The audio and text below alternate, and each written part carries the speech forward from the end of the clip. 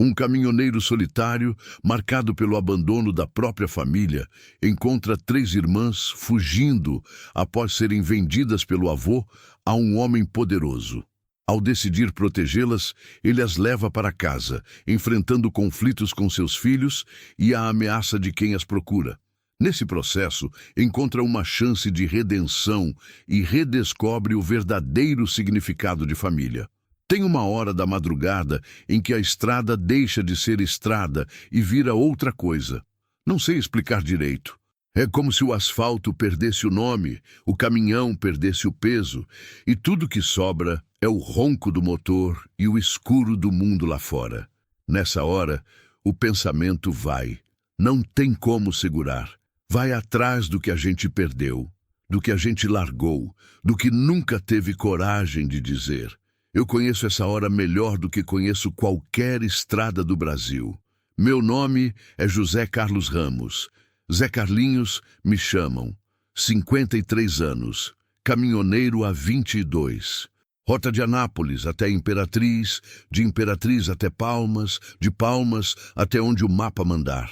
Já rodei a BR-153 de cima a baixo tantas vezes que conheço cada buraco, cada curva, cada posto de gasolina onde o café ainda está bom de madrugada e cada um onde a xícara já chegou fria antes de pousar na mesa.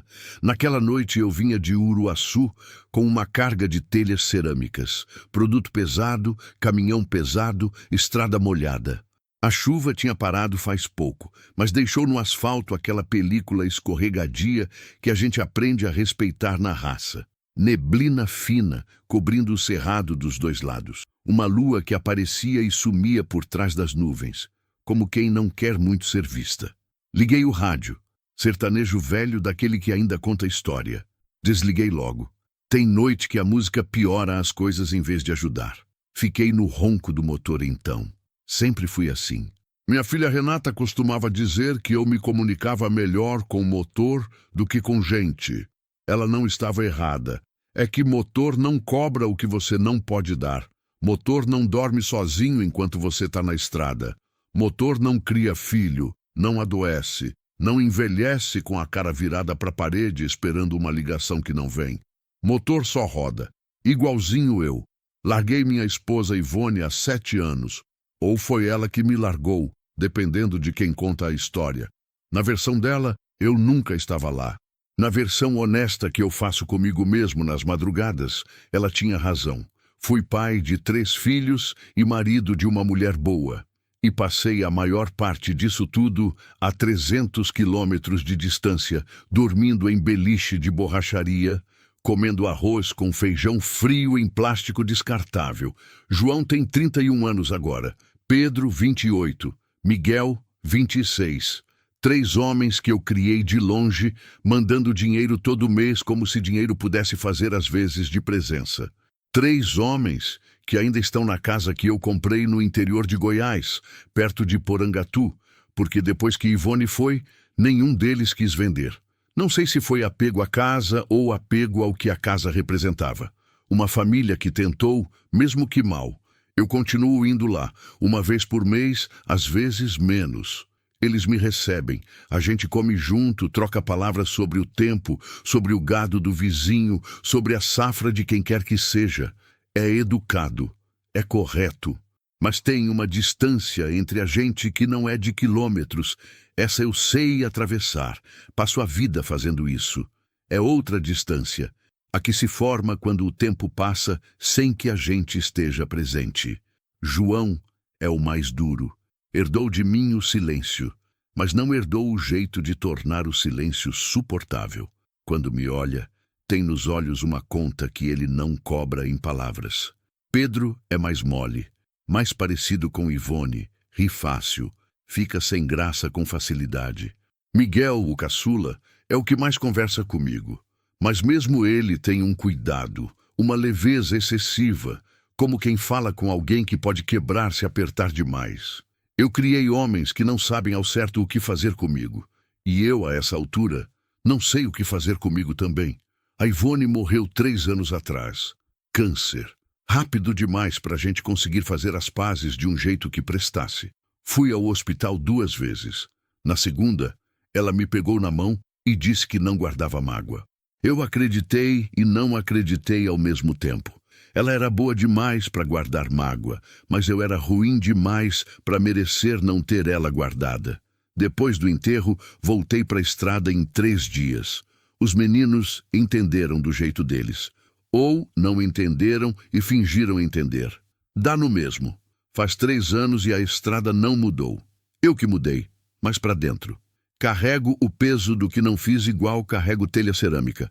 Não sinto no dia a dia, mas quando para o caminhão e vai descarregar, é que o corpo acusa. Naquela noite, eu estava nisso. No escuro do pensamento, no piloto automático da estrada, na companhia do ronco do motor e de nada mais. O cerrado dos 2 lados era uma parede escura.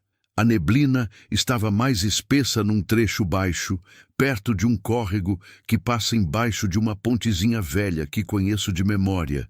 Ali eu sempre reduzo, não pelo buraco da pista. Esse eu já sei desviar no escuro, mas porque tem uma curva logo depois que engana, e em noite de neblina engana dobrado. Reduzi. Coloquei o pé mais leve. Foi quando vi. No começo achei que fosse animal. Cervo, talvez, ou até anta. Tem de tudo ainda naquele trecho. Mas quando os faróis alcançaram melhor, entendi que não era. Era gente.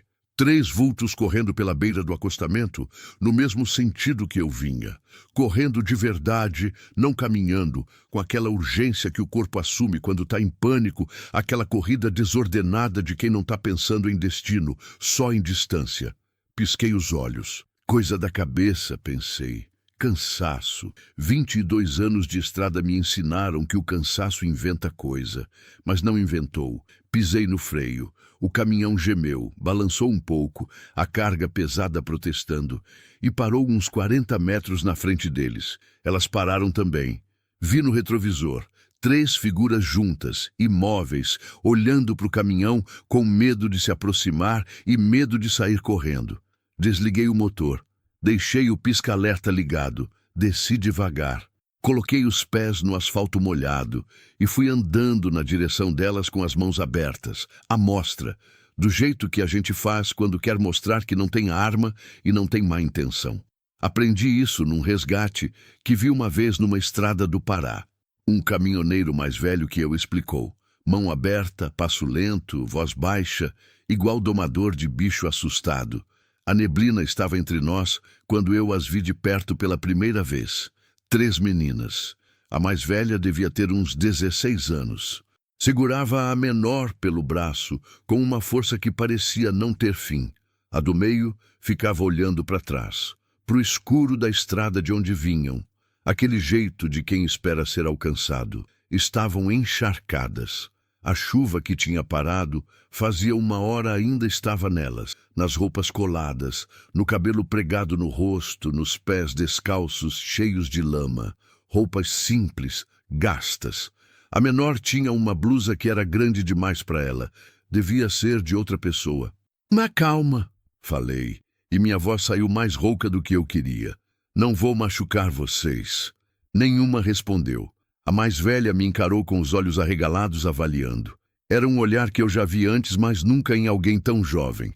O olhar de quem aprendeu a duras penas que confiar em estranho custa caro. A gente pode ir, ela disse para a menor, sem tirar os olhos de mim. Era uma ordem, não uma pergunta. Esperem, falei. Olha para vocês. Tão descalças, encharcadas, de madrugada numa estrada federal. Se vocês saírem correndo agora, o próximo veículo que passar pode não parar do mesmo jeito que eu parei. A do meio olhou para mim. Devia ter uns 12, 13 anos. Tinha um hematoma embaixo do olho esquerdo, roxo escuro, que a neblina não escondia. Aquilo parou o meu pensamento. Não foi raiva, não foi susto. Foi um negócio mais fundo. Uma clareza que vem de um lugar que a gente nem sabe que tem até que aparece. Vocês fugiram de alguém? Não perguntei. Afirmei. A mais velha não respondeu, Mas a menor, que devia ter uns 8, 9 anos, com uma carinha redonda e os olhos maiores do que deveriam ser para uma criança daquele tamanho, olhou para mim e disse, com uma voz que saiu firme demais para alguém tão pequena: "O vovô vendeu a gente." O cerrado ficou em silêncio. A neblina ficou parada. O pisca-alerta do caminhão continuou piscando. Laranja, laranja, laranja. O único movimento no mundo naquele instante. Eu engoli em seco. Respirei fundo. Olhei para a mais velha, que tinha fechado os olhos por um segundo. O jeito de quem queria que a irmã não tivesse dito aquilo, mas no fundo sabia que era tarde. "Como é teu nome?" perguntei para a mais velha. Ela demorou. "Ana, Ana", repeti. "Eu sou Zé Carlinhos, caminhoneiro. Não tenho passagem, não tenho ficha, não sou ninguém importante. Só um homem velho que dirige caminhão e que não vai a lugar nenhum com pressa nessa madrugada." Ela me olhou, e eu vi naquele olhar alguma coisa que me pegou no peito de um jeito que não esperava. Era o mesmo olhar da minha filha Renata quando ela tinha uns 6 anos, e eu voltava de viagem depois de semanas fora. Um olhar que queria confiar, que precisava confiar, mas que já tinha aprendido que confiar dói. "O caminhão tá ali", falei. "Se vocês quiserem subir, eu levo. Se não quiserem, fico aqui parado até vocês decidirem ir embora. Não vou atrás de vocês, não vou chamar ninguém. Escolha de vocês." Virei as costas e voltei para o caminhão. Subi. Fechei a porta. Fiquei sentado no escuro com o pisca-alerta piscando, olhando pelo retrovisor as 3 figuras imóveis na neblina. Não sei quanto tempo passou. Talvez 5 minutos, talvez 10. Então, a menor soltou a mão da mais velha e começou a andar em direção ao caminhão. Ana chamou ela em voz baixa. "Carla." Mas não foi buscar.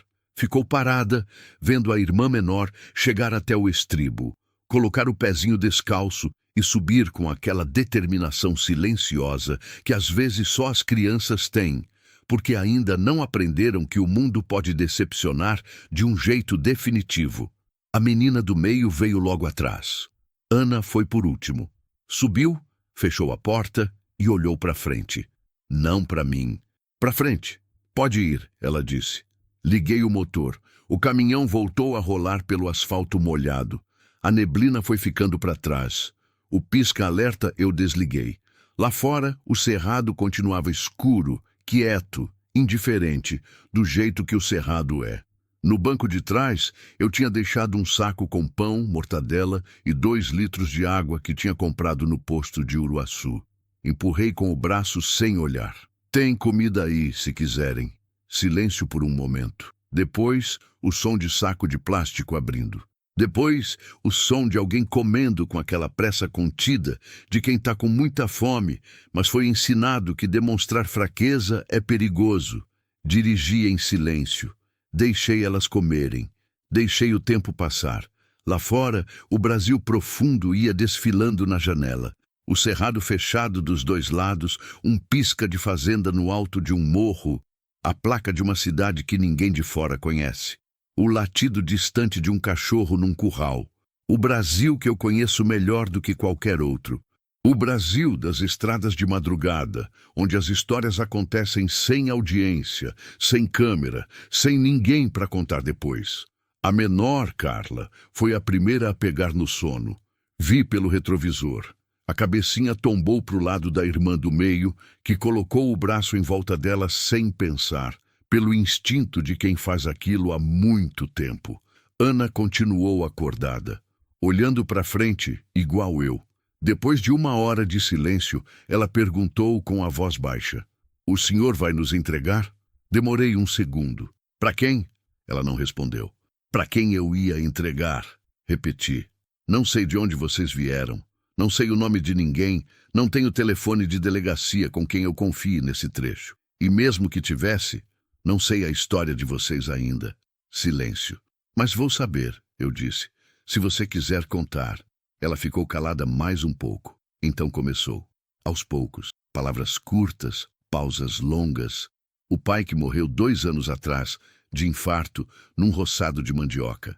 A mãe que tinha ido antes, de parto quando Carla nasceu. O avô que ficou com elas e que no começo parecia solução e depois foi virando problema e depois virou perigo. O homem que apareceu com dinheiro. O combinado que nenhuma delas entendeu direito até ser tarde. O galpão, as cordas, a janela que Carla encontrou pequena o suficiente para ela passar primeiro e ajudar as outras de fora. A corrida pela estrada de terra, a estrada federal, a neblina, os faróis do meu caminhão. Ana terminou de falar e ficou em silêncio de novo. Não chorou. Tinha aquele jeito de quem já gastou as lágrimas numa hora anterior e agora só tem fatos sobrando. Eu deixei o silêncio ficar. Lá fora, o céu estava começando a clarear num azul muito escuro no horizonte. Não era dia ainda, mas era o aviso de que o dia ia vir. O cerrado foi ganhando forma aos poucos.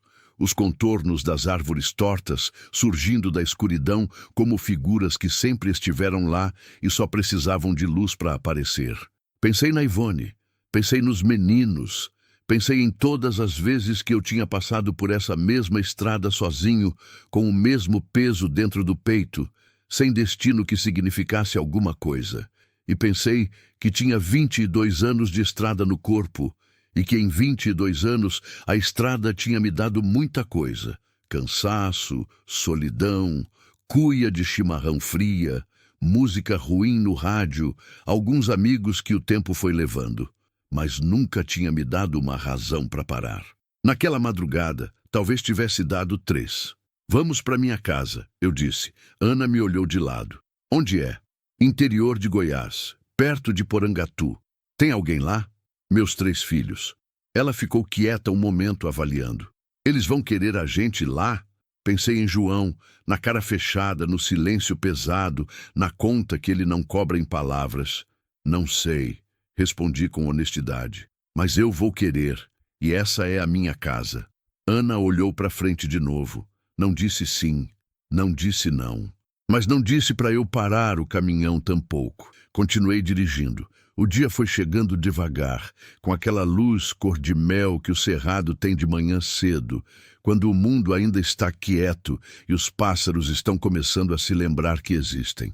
A estrada molhada foi secando aos poucos, a neblina foi sumindo. No banco de trás, Carla e Beatriz dormiam encostadas uma na outra.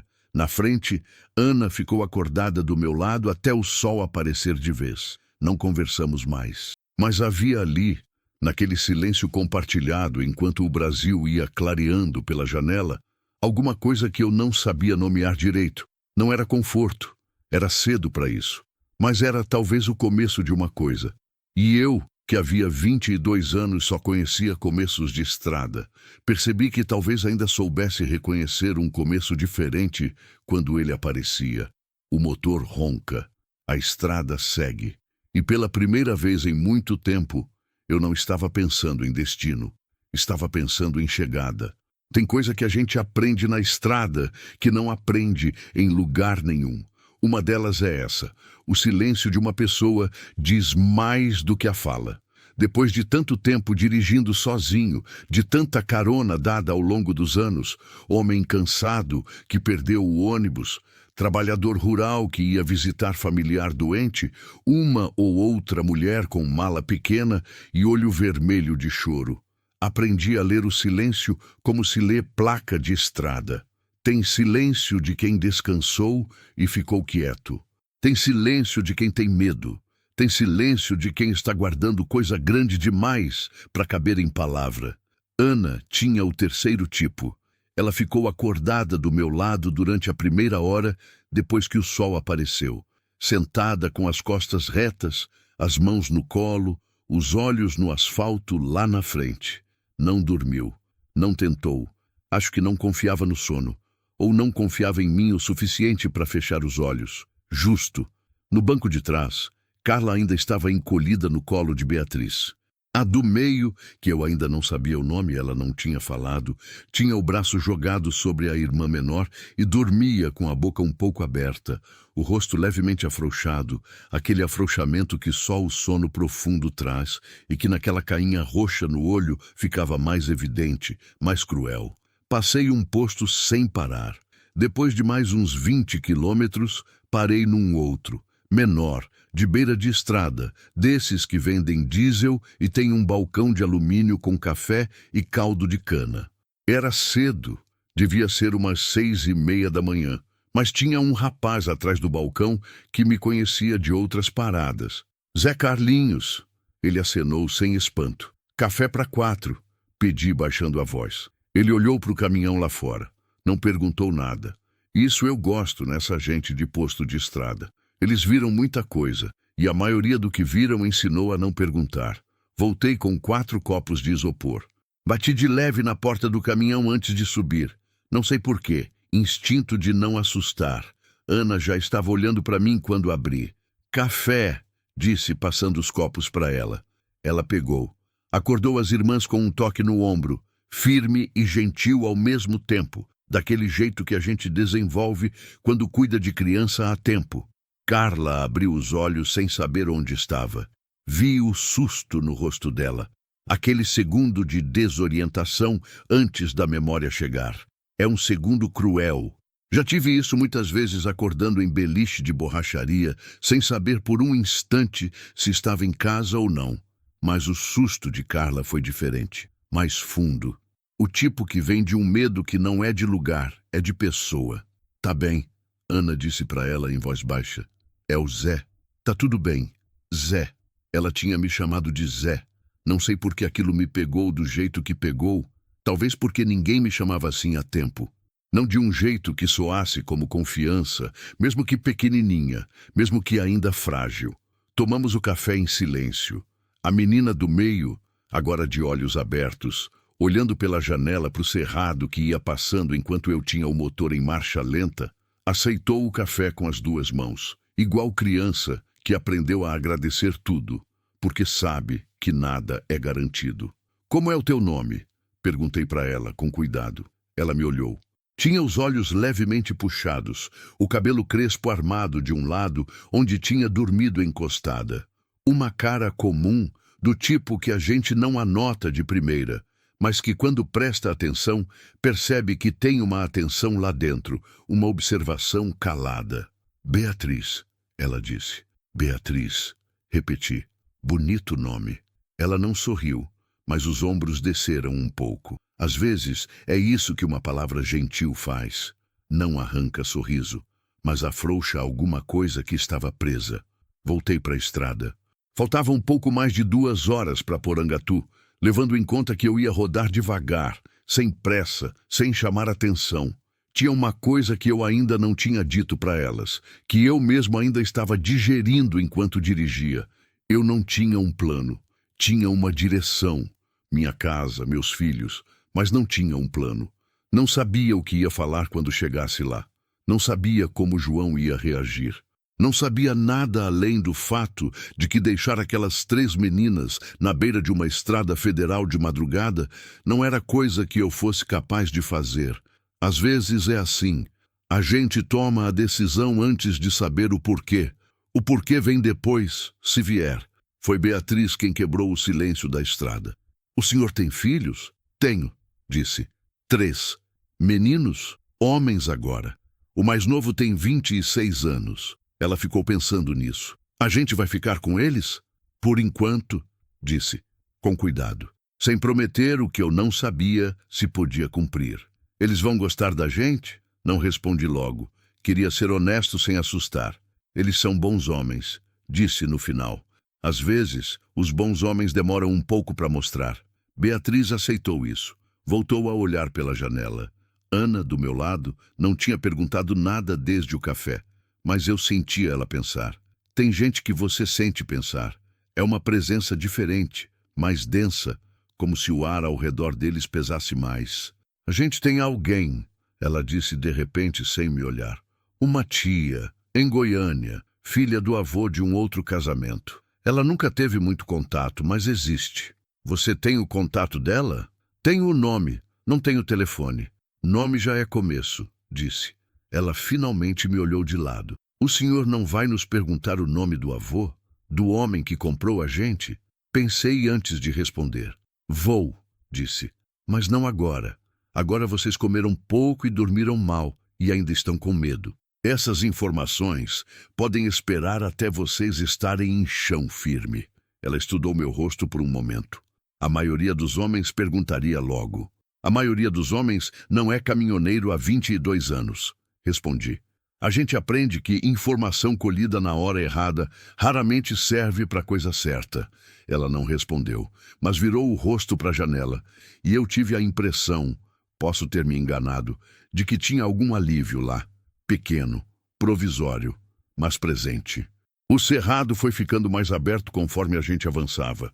Aquele Goiás do interior, que parece que o céu é maior do que em qualquer outro lugar. Não sei se é a topografia, se é a falta de prédio, mas o céu naquele trecho é enorme, absurdo, com nuvens que parecem pintadas por alguém que não conhece limite. A manhã estava esquentando. O sol de cerrado não pede licença. Parei numa segunda vez, num acostamento com sombra de pequizeiro. Não por necessidade, por instinto. Alguma coisa me disse que precisávamos de ar antes de chegar. Desci, fui até o fundo do caminhão, abri a caixa de ferramentas embaixo do baú e de lá tirei um par de chinelos velhos que eu usava quando precisava sair do caminhão em barro e uma toalha que sempre carregava. Trouxe também o estojo de primeiros socorros que todo caminhoneiro é obrigado a ter e que na maioria das vezes apodrece sem abrir. Bati na porta. As 3 desceram. A claridade do dia as pegou de frente, e foi ali que eu pude ver direito o que a noite e a neblina tinham escondido. Carla, de perto, era menor do que parecia. 8 anos, talvez menos. Os pés descalços estavam cortados. Não fundo, mas cortados. O tipo de corte que a estrada de pedra e o asfalto fazem quando a pessoa corre sem proteção.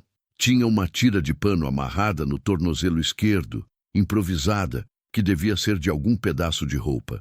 Beatriz estava melhor fisicamente, mas o hematoma no rosto era pior com a luz do dia. Amarelo-roxo, inchado, fechando um pouco o olho. Tinha marcas nos pulsos também, finas, do tipo que corda faz quando aperta por tempo. Ana eu olhei por último, porque soube que ia custar mais. Ela tinha umas escoriações nos joelhos, dos 2 lados, de quando caiu correndo, imagino. Nas mãos, calos e arranhões. Uma pancada na parte de cima da cabeça que eu só vi quando o sol pegou no cabelo e mostrou um inchaço que ela devia estar escondendo sem perceber, ou talvez percebendo e escolhendo não mostrar. 16 anos, carregando as 2 irmãs nas costas, literalmente e não. Abri o estojo de primeiros socorros. Carla. Chamei, ajoelhando no chão em frente a ela. Posso ver teu pé? Ela olhou para Ana. Ana fez um gesto quase imperceptível com a cabeça. Autorização. Carla me deu o pé. Limpei os cortes com álcool. Ela fez uma careta, mas não chorou, não reclamou. Coloquei curativo nos que precisavam. No tornozelo, desfiz a improvisação de pano e coloquei gaze de verdade, com esparadrapo. Depois cuidei de Beatriz. O hematoma eu não podia fazer muita coisa. Gelo teria ajudado, mas não tinha. Limpei uma abrasão no antebraço que ela também estava carregando calada. Ana ficou por último. Ficou de pé, com os braços cruzados, me deixando chegar perto sem facilitar. Os joelhos, eu falei. Tão bem. Não estão, disse, sem drama. Deixa eu ver. Ela ficou 1 segundo. Depois, descruzou os braços e agachou para que eu pudesse ver.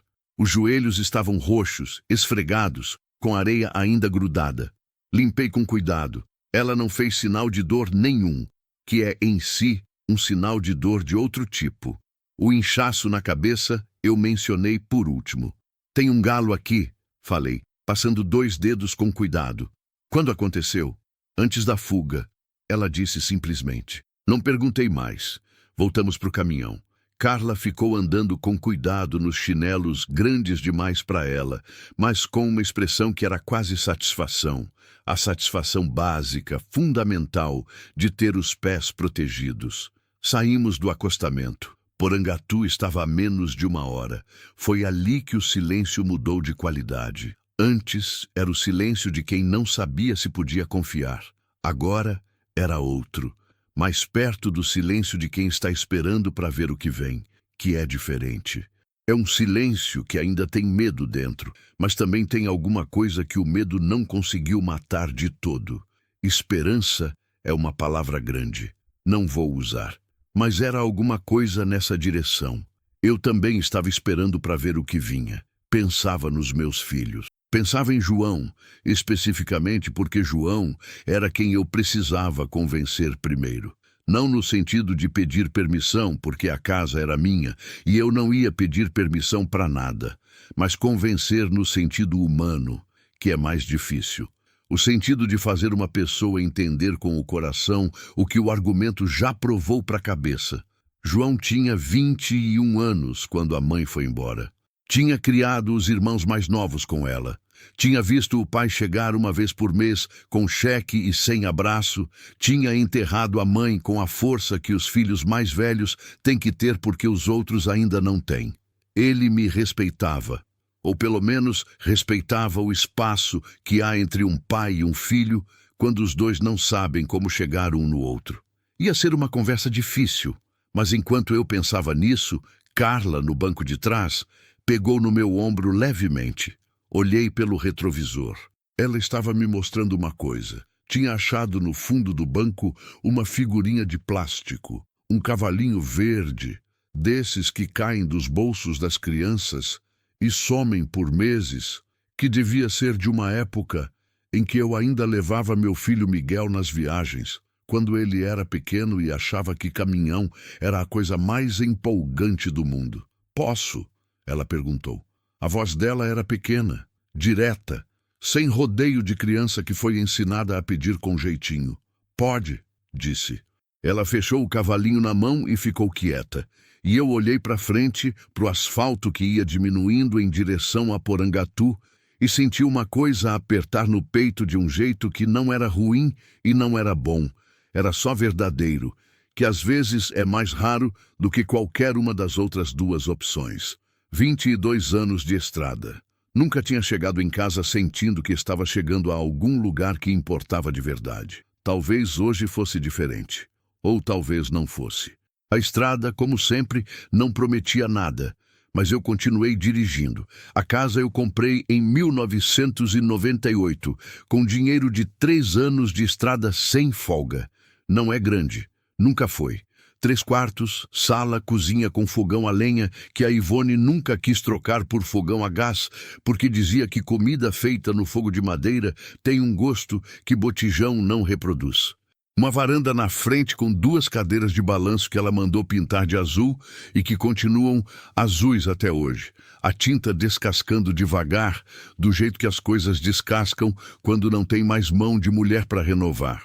Um quintal nos fundos com um pé de manga velho, uma cerca de arame e além da cerca o cerrado começando, aquela parede de árvore torta e capim amarelo que nas tardes de outubro pega fogo de longe e parece o fim do mundo, mas que de manhã cedo, com o orvalho ainda na folha, tem um cheiro que não existe em nenhum outro lugar da terra.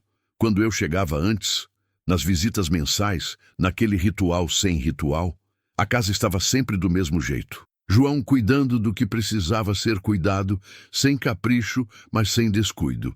Pedro plantando alguma coisa no quintal, sempre alguma coisa, tomate ou couve ou feijão de corda. Miguel, o caçula, com algum livro ou com o telefone, aquele jeito moderno de estar presente e ausente ao mesmo tempo. Naquela manhã, quando o caminhão dobrou na estradinha de terra que leva até a porteira, eu vi os 3. João estava na varanda, de pé, com uma cuia de café na mão, olhando para o caminhão com aquela expressão fechada que era o rosto padrão dele para a situação que ele ainda não entendia. Pedro estava atrás dele, mais alto, esticando o pescoço para ver. Miguel tinha saído pela lateral da casa, curioso do jeito dele. Parei o caminhão na frente da porteira, desliguei o motor. Por um momento ficamos todos parados, eu dentro do caminhão. Os 3 na propriedade, ninguém se movendo, igual aquela fração de segundo antes da tempestade quando o vento para completamente. Desci. Pai, João disse sem entonação. Não era saudação, não era surpresa, era só reconhecimento. João, respondi, preciso conversar com vocês. Ele olhou para o caminhão. Viu as silhuetas pelas janelas. Quem está aí? Entra com a gente e eu explico. Ele ficou um segundo. Depois, desceu os 2 degraus da varanda e abriu a porteira sem falar. Voltei para o caminhão. Abri a porta do passageiro. Podem descer, falei, baixo. Ana desceu primeiro. Depois, Beatriz. Depois, Carla, ainda com o cavalinho de plástico verde fechado na mão, os chinelos grandes batendo no chão de terra. João ficou imóvel. Pedro soltou um som baixo, quase imperceptível. Aquela reação involuntária diante de coisa que surpreende. Miguel foi o único que deu um passo à frente. Oi, ele disse, pras 3, com aquele jeito simples que o caçula sempre teve, de não fazer cerimônia do que não precisa de cerimônia. Carla o olhou. Não respondeu, mas não desviou o olhar. O que para ela eu já estava aprendendo era uma forma de resposta. Entramos na casa. A sala estava como sempre. Sofá de couro gasto, uma mesa com cadeiras que não combinavam entre si, um armário velho com fotos que a Ivone tinha colocado e que ninguém tocou desde que ela foi. No centro da mesa, a cuia de João ainda fumegava. Me sentei. As meninas ficaram de pé perto da porta, as 3 juntas, Ana na frente. Meus filhos ficaram do outro lado. João de braços cruzados, Pedro com as mãos no bolso, Miguel encostado na parede com aquela expressão que misturava espanto e atenção. Contei, não com floreio, não com explicação longa. Contei do jeito que se conta coisa séria, com fato, com ordem, sem omitir o que pesava. A estrada de madrugada, a neblina, as 3 correndo. O que Carla tinha dito, o que Ana tinha contado depois. O galpão, as cordas, a fuga. A sala ficou quieta, do tipo de quieto que é diferente do silêncio normal. É o quieto de quando as palavras pousam e ninguém quer ser o primeiro a mexer nelas. João foi o primeiro a falar.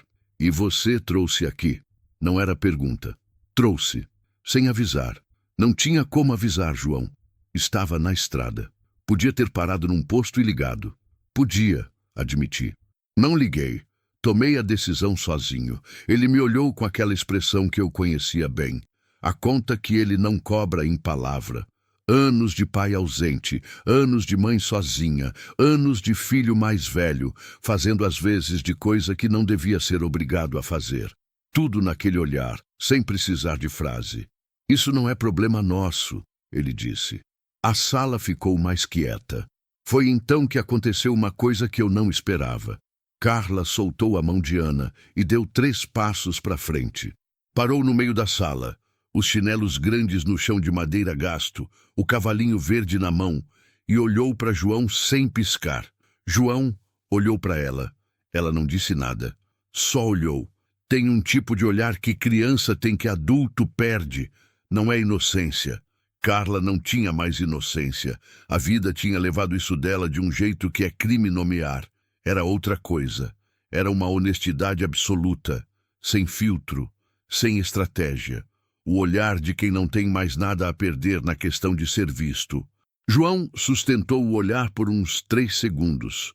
Depois desviou. Que vindo de João, eu soube que era muita coisa. Pedro tossiu. Se mexeu no lugar onde estava parado. Vocês comeram? Ele perguntou para as meninas. Aquele jeito dele de encontrar a coisa prática quando a coisa emocional fica grande demais. Comeram no caminhão, disse. Mas foi pouco. Ele já estava indo para a cozinha antes de eu terminar a frase. Miguel ficou olhando para as 3 com uma expressão que era pura curiosidade sem malícia. O tipo de atenção que os mais novos às vezes têm, que é quase científica, de quem quer entender antes de julgar. Como é o nome de cada uma? Ele perguntou. Ana respondeu pelas 3, nome, idade na ordem, como quem está acostumada a fazer cadastro. Miguel repetiu os nomes baixinho, como se estivesse guardando. Eu sou Miguel, disse. O que está na cozinha é o Pedro. E esse aí... Apontou para o irmão com um gesto afetivo que João claramente não curtiu. É o João, que parece bravo, mas não é. João virou para ele com um olhar. Miguel sustentou, sem graça. Da cozinha veio o cheiro de ovo frito e de café esquentando. Foi ali, com esse cheiro, que a casa pareceu respirar de um jeito diferente, como se o cheiro de comida sendo feita para alguém que precisa ativasse alguma coisa que estava adormecida naquelas paredes. Sentamos à mesa, todos, incluindo João, que não disse mais nada, mas também não saiu. Pedro serviu ovo, pão, manteiga, café com leite. Simples, direto, farto. O jeito que homem que aprendeu a cozinhar por necessidade cozinha, sem enfeite, mas com quantidade. Carla comeu com as duas mãos no prato, inclinada para frente, com aquela concentração total de criança com fome de verdade. Beatriz comeu devagar, mas comeu tudo. Ana serviu as irmãs primeiro, depois se serviu. O gesto automático de quem faz isso há tanto tempo que nem percebe mais que está fazendo. João ficou de cuia na mão, sem comer, olhando para a mesa. Não foi embora. Isso era o que importava.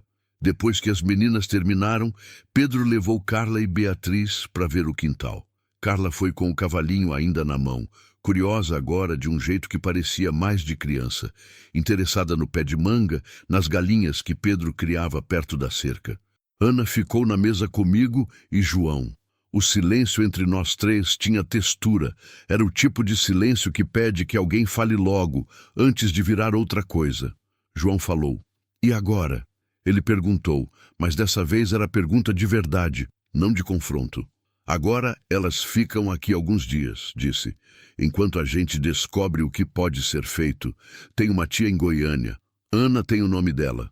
Vamos tentar achar. E se não achar? Uma coisa de cada vez. Ele olhou para Ana. Quem é o homem que comprou vocês? Ana ficou quieta um segundo, avaliando como sempre. O coronel Fenelon, ela disse. Fazendeiro, da região de Miracema do Tocantins. João não reagiu de imediato, mas eu vi alguma coisa passar no rosto dele. Não reconhecimento do nome, mas reconhecimento do tipo. Ele cresceu nesse interior. Sabia o que era coronel de fazenda no Tocantins. Homem perigoso, ele disse.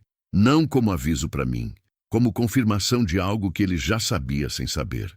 Todo homem que compra criança é perigoso, disse Ana com uma voz tão plana que doeu mais do que se tivesse gritado.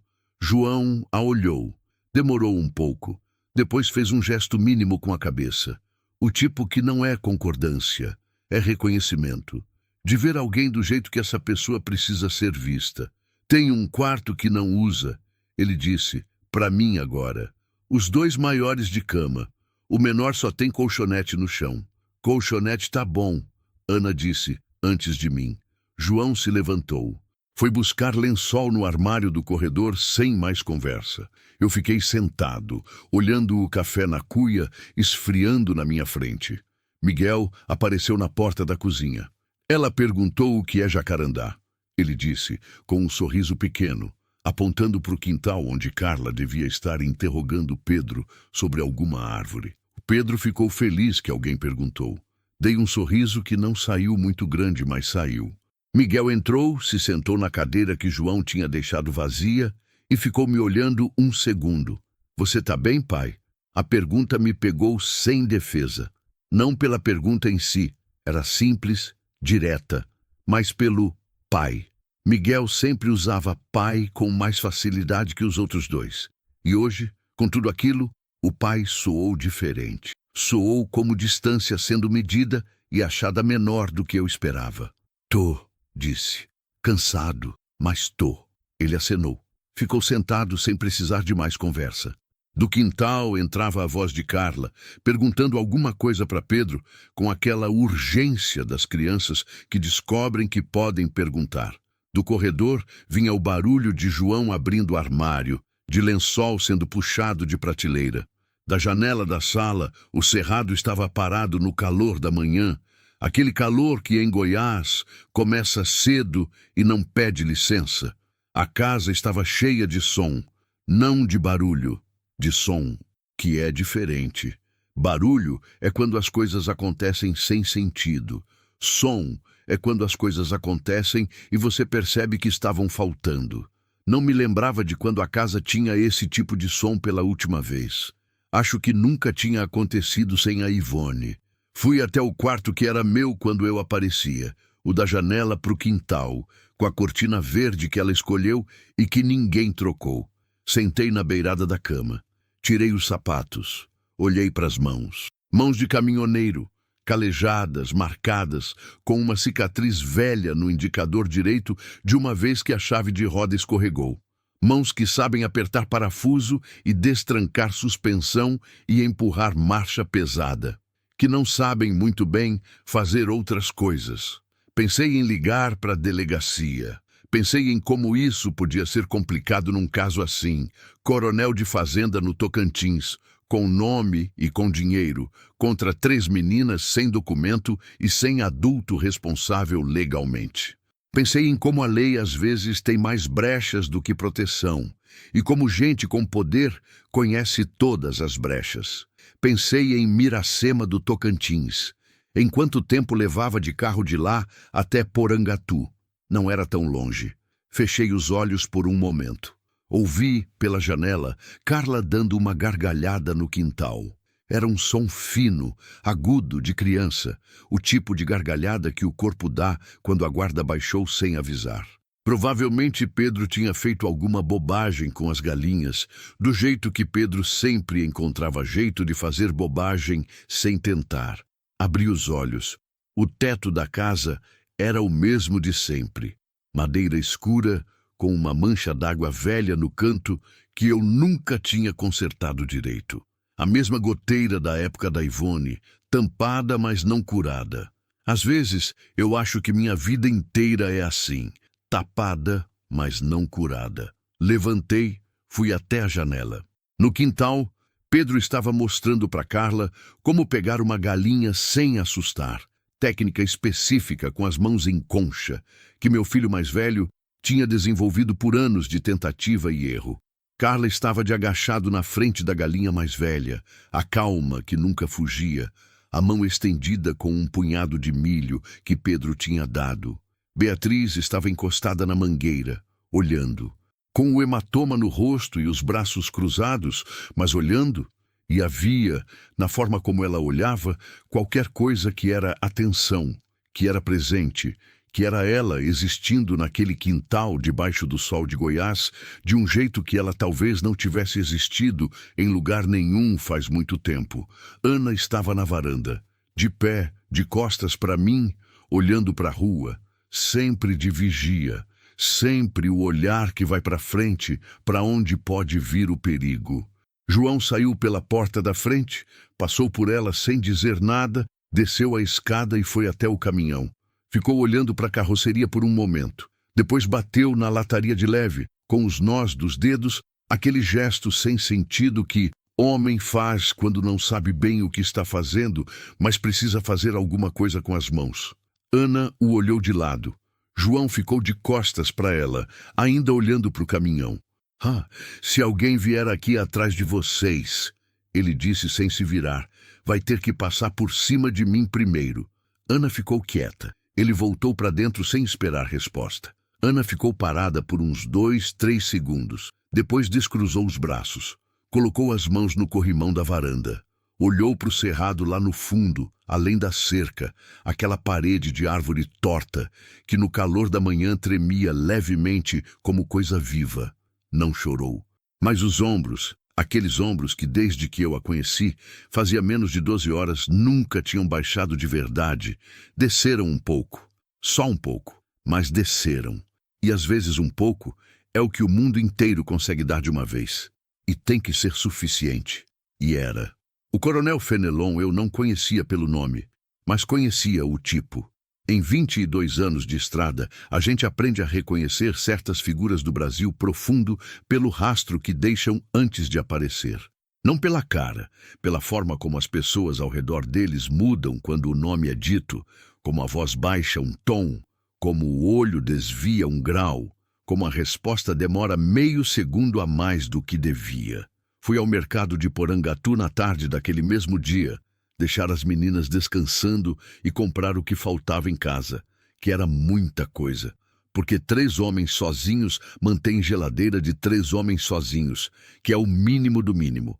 Arroz, feijão, frango, fruta, leite, achocolatado que Carla ia precisar e que eu comprei sem que ninguém pedisse. No mercado, encontrei o seu Almiro, que tem um armarinho do lado e que me conhece desde a época em que eu ainda era casado e ainda aparecia com mais frequência. Homem de 70 e poucos anos, baixo, com um chapéu de palha que nunca varia.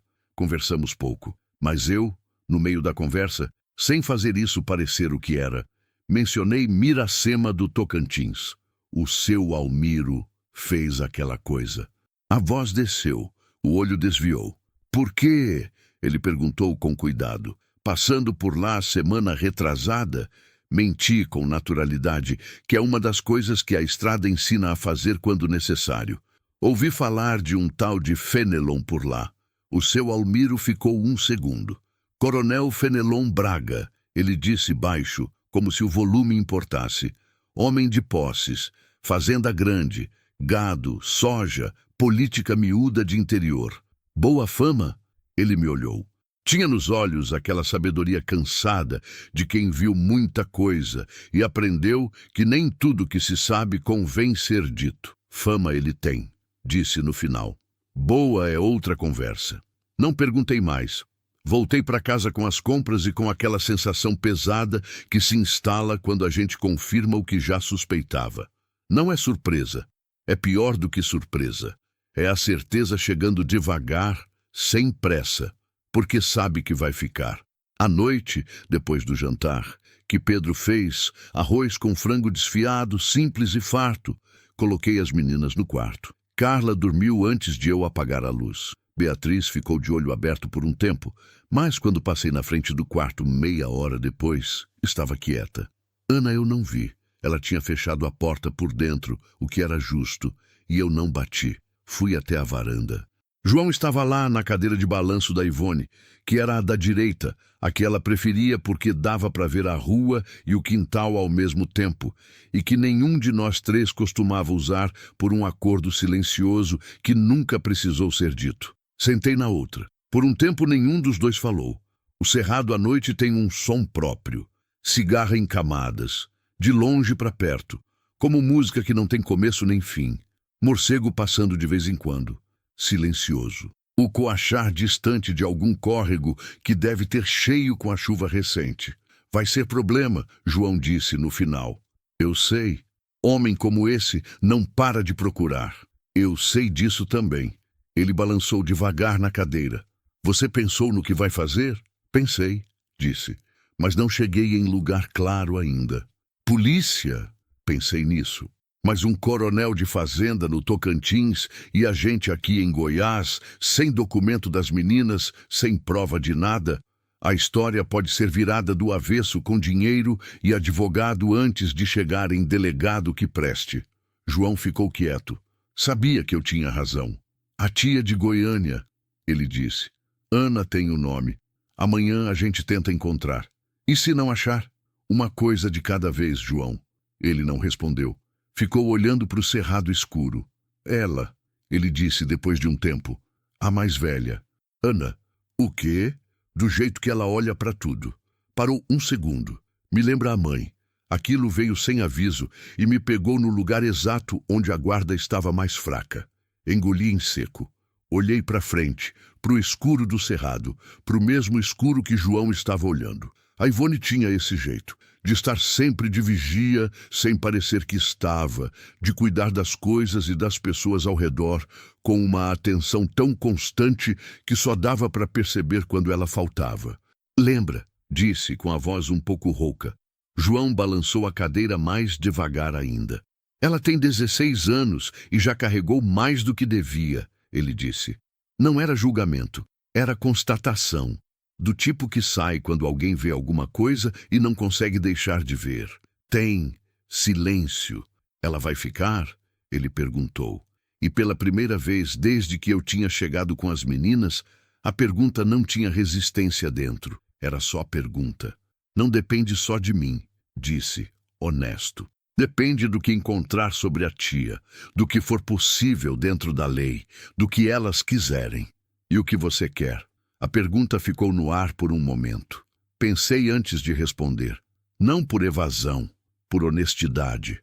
Porque a resposta que estava vindo Era do tipo que assusta quando aparece, não pelo que tem de ruim, mas pelo que tem de verdadeiro. Quero que elas fiquem, disse. Se for o melhor para elas, quero que fiquem. João ficou quieto. Depois fez com a cabeça aquele gesto mínimo de quem registrou e vai levar para pensar. Nos levantamos sem combinar. Entramos. Apagamos as luzes. Fui dormir com o peito menos pesado do que esperava. Na manhã seguinte, encontrei Ana na cozinha antes de todo mundo. Ela tinha acordado com o dia ainda abrindo, o que não me surpreendeu. O tipo de pessoa que dorme levemente, sempre pronta para levantar quando precisar. Estava sentada à mesa com um copo d'água na frente, olhando pela janela para o quintal, onde o orvalho ainda estava na grama. Sentei do lado oposto. Ela me olhou, mas não disse nada. Dormiu? Perguntei. Um pouco. Coloquei a chaleira no fogão. Fiquei de pé, esperando esquentar, olhando pelo mesmo vidro que ela olhava. Precisamos falar sobre a sua tia, disse. Eu sei. O nome dela você tem. Cláudia Ferreira Melo. Ela disse isso de memória, do jeito que se guardam as coisas importantes quando não tem papel para escrever. Filha do avô com uma mulher que ele teve antes de casar com a avó.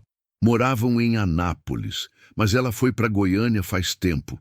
Nunca tive contato direto. Meu pai falava nela às vezes. Seu pai a conhecia? De vista. Família grande, distante, daquelas que se vê em enterro e batizado e não vê mais. A chaleira começou a chiar. Fiz 2 cafés. Coloquei um na frente dela sem perguntar. Ela pegou com as 2 mãos. Se eu encontrar ela, eu disse com cuidado. Você quer ir? Ana olhou para o copo. Ficou assim por um momento. Aquela demora que é pensar de verdade, não hesitar. Se ela quiser, a gente, disse, no final. Não vou aparecer na porta de ninguém que não pediu. Isso é justo. Mas se ela não quiser, ela continuou sem drama, com aquela voz plana que eu estava aprendendo a ler como uma forma de força e não de indiferença. Eu preciso saber logo. Para pensar em outra coisa. Também é justo. Ela tomou um gole de café. O senhor vai mesmo tentar? Ela perguntou. Já vou ligar para o cartório de Anápolis assim que abrir. Nome como esse, com sobrenome, a gente acha algum rastro. Ela ficou me olhando por um segundo. Por quê? Ela perguntou. Por que o quê? Por que o senhor está fazendo isso? Não era a acusação. Era a pergunta genuína de quem precisava entender. Porque entender era a única forma de não ser pega de surpresa. O senhor não nos conhecia. Podia ter passado reto. Fiquei quieto um momento. Podia, admiti. Mas não passou. Não. Por quê? Pensei em como explicar aquilo. Pensei na Renata, na minha filha que foi embora com a mãe e que eu fui ver 3 vezes depois do divórcio e que hoje tem 31 anos e mora em Goiânia e com quem eu troco mensagem no aniversário e não muito mais. Pensei na Ivone. Pensei em 22 anos de estrada passando por gente que precisava de coisa e eu passando reto porque não era problema meu. Pensei em quantas vezes eu tinha chegado em casa, nessa mesma casa, e saído 2 dias depois sem que a distância tivesse diminuído nem um palmo. Porque, disse devagar, em 22 anos de estrada, eu passei reto muitas vezes quando não devia. Faz tempo que eu carrego isso. Ela me olhou. Isso não é motivo para ajudar a gente, disse, sem crueldade. Isso é motivo para você se sentir melhor. A honestidade dela era do tipo que corta limpo, não com raiva, com precisão. Você tem razão, disse. Tem as 2 coisas. Não vou mentir. Ela ficou me olhando por um segundo mais. Depois, pela primeira vez desde que eu a conhecia, desde a madrugada na neblina, desde o café no posto, desde a chegada na casa, desde o jantar, Ana fez alguma coisa que eu não tinha visto ela fazer. Ela abaixou o olhar, não com vergonha, com cansaço, com aquele afrouxamento de quem segurou por tempo demais e sentiu que, talvez, por um momento, não precisava segurar tanto. Cláudia Ferreira Melo, ela repetiu baixinho. Se o senhor achar ela, eu agradeço. Vou achar, disse. Ela não respondeu. Voltou a olhar pela janela para o quintal, onde o orvalho estava secando devagar no calor que começava. Foi à tarde que o problema apareceu. Eu estava no quarto com o telefone, tentando o segundo cartório de Anápolis. O primeiro não tinha registro nenhum com aquele nome, o que não significava muita coisa. Podia ter mudado de cidade dentro de Goiânia. Quando Miguel entrou sem bater, o que era hábito dele, com a cara que ele fazia quando tinha coisa ruim para dizer, mas não sabia como. Pai, desliguei a ligação. O que foi? João foi na cidade buscar umas coisas. Parou. Disse que ouviu alguma coisa no mercado. Me levantei. João ainda não tinha chegado, mas Pedro estava na sala, de pé perto da janela, com aquele jeito de quem quer parecer que não está preocupado e não está conseguindo. O que foi? Perguntei de novo. Pedro me olhou. Tem gente perguntando por aí, ele disse. Na cidade, um homem que não é daqui, carro de fora, placa do Tocantins, perguntando sobre 3 meninas, oferecendo dinheiro por informação. O peso voltou. Diferente do peso do caminhão com carga pesada, esse eu sei onde fica, sei como se distribui pelo eixo. Esse era outro. Instalava no centro do peito e não anunciava onde ia. Quanto tempo faz? Perguntei. João disse que a mulher do armarinho viu o carro passar de manhã cedo. Isso foi antes de você sair ontem para comprar as coisas. Antes. O homem tinha chegado em Porangatu antes mesmo de eu ter ido ao mercado. Possivelmente estava lá quando eu estava lá e não nos vimos. Possivelmente o seu Almiro, com sua voz baixa e seu olho desviado, sabia mais do que tinha dito e estava decidindo o que fazer com o que sabia. Fui até o quarto das meninas. Bati desta vez. Esperei. Ana abriu, viu meu rosto e soube antes de eu falar. Chegaram, ela disse. Tem um homem na cidade. Não é o coronel, deve ser alguém que ele mandou. Ainda não sabemos se sabe onde a gente está. Ela ficou quieta por um segundo. Carla, ela chamou sem tirar os olhos de mim. A irmã menor apareceu atrás dela, com o cavalinho na mão. A gente precisa ficar quieta aqui dentro. Ana disse para ela, com uma voz que era firme e calma ao mesmo tempo. Aquela voz específica que ela devia ter desenvolvido para não assustar as irmãs enquanto as protegia. Por um tempo, consegue? Carla olhou para mim, depois para Ana. Consegue, disse. Beatriz apareceu no fundo do quarto. Tinha escutado. Não disse nada. Só assentiu com a cabeça, aquele jeito dela de ser presente sem precisar de palavra. Fechei a porta do quarto, voltei para a sala. João tinha chegado enquanto eu estava no corredor. Entrou pela porta dos fundos, jogou as chaves na mesa, ficou de pé com a cara que ele fazia quando estava processando coisa séria. O carro ainda está na cidade? Perguntei. Não sei. Quando saí, não vi mais. Pode ter ido. Pode estar esperando. Pode. Os 4 ficamos em silêncio por um momento. Miguel foi o primeiro a falar. Se ele soube que vieram para cá, disse com aquela lógica tranquila do caçula, foi porque alguém viu o caminhão ou alguém viu as meninas descer. A gente passou na rua quando chegou. Era verdade. Eu tinha parado o caminhão na frente da porteira. Era manhã. A rua estava vazia. Mas vazia de rua de interior nunca é vazia de verdade. Então talvez já saibam, disse Pedro. Talvez, concordei. Ou talvez estejam verificando outras possibilidades ainda. João me olhou. Se souberem, disse com uma voz que era baixa, mas não era fraca, e vierem bater nessa porta, o que você pretende fazer? Olhei para o meu filho mais velho. Pensei naquelas palavras que ele tinha dito para Ana na varanda na tarde anterior, que ia ter que passar por cima dele primeiro. Pensei na Ivone, que construiu essa casa com ele e com os outros 2 enquanto eu estava na estrada. Pensei nas 3 meninas num quarto lá no fundo, com a porta fechada, com uma criança de 8 anos segurando um cavalinho de plástico verde como se fosse a coisa mais importante que ela tinha, porque era a única coisa que ela tinha. E pensei em 22 anos de fugir, de chegar e ir embora, de mandar dinheiro no lugar de presença, de passar reto quando devia ter parado. De fazer as contas do arrependimento tarde demais, quando a Ivone já estava enterrada e os meninos já eram homens e o caminhão continuava rodando porque era a única coisa que eu sabia fazer que não cobrava o que eu não sabia dar. Olhei para o João. Não vou abrir, disse. E se forçarem, a gente chama o delegado daqui, que eu conheço, que é homem reto, e conta tudo, com as meninas presentes, com o histórico, com o nome do coronel. Não vou deixar esse homem levar essas crianças. João ficou me olhando. Depois fez uma coisa que eu não esperava. Ele estendeu a mão, não para apertar, para pousar no meu ombro. Por um segundo, curto, seco, sem cerimônia, do jeito que João fazia tudo. Mas foi a primeira vez, em mais tempo do que eu conseguia lembrar, que meu filho mais velho me tocou. Tirou a mão, virou para Pedro e Miguel. Fecha os portões, disse. Deixa o cachorro do vizinho latir à vontade essa noite. E ninguém abre porta para ninguém que a gente não conheça. Pedro foi. Miguel foi. João foi também para a janela da frente, onde ficou de pé olhando para a rua com os braços cruzados. Eu fiquei no meio da sala por um momento.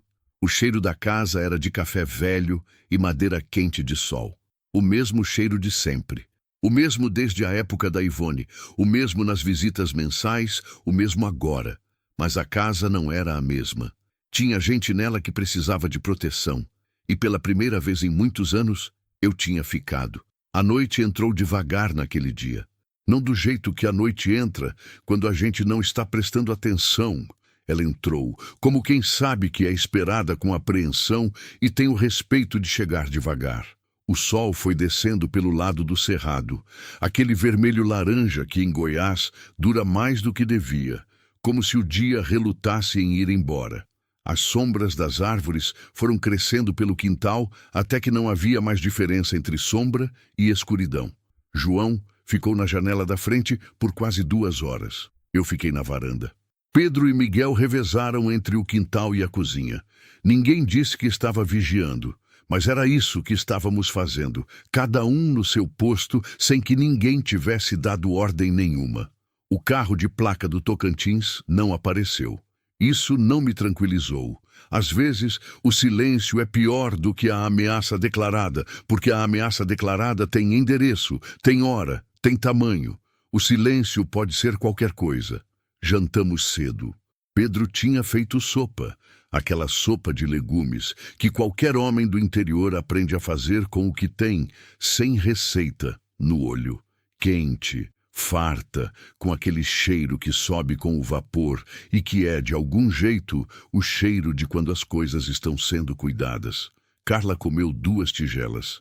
Beatriz comeu uma e ficou olhando para o fundo da segunda, que Pedro encheu sem perguntar. Ana comeu devagar, com os olhos se movendo de vez em quando para a janela. Sempre a janela. Quando as meninas voltaram para o quarto depois do jantar, fiquei na mesa com meus 3 filhos. A louça ainda estava na pia. A vela que Pedro tinha acendido no centro da mesa ainda queimava.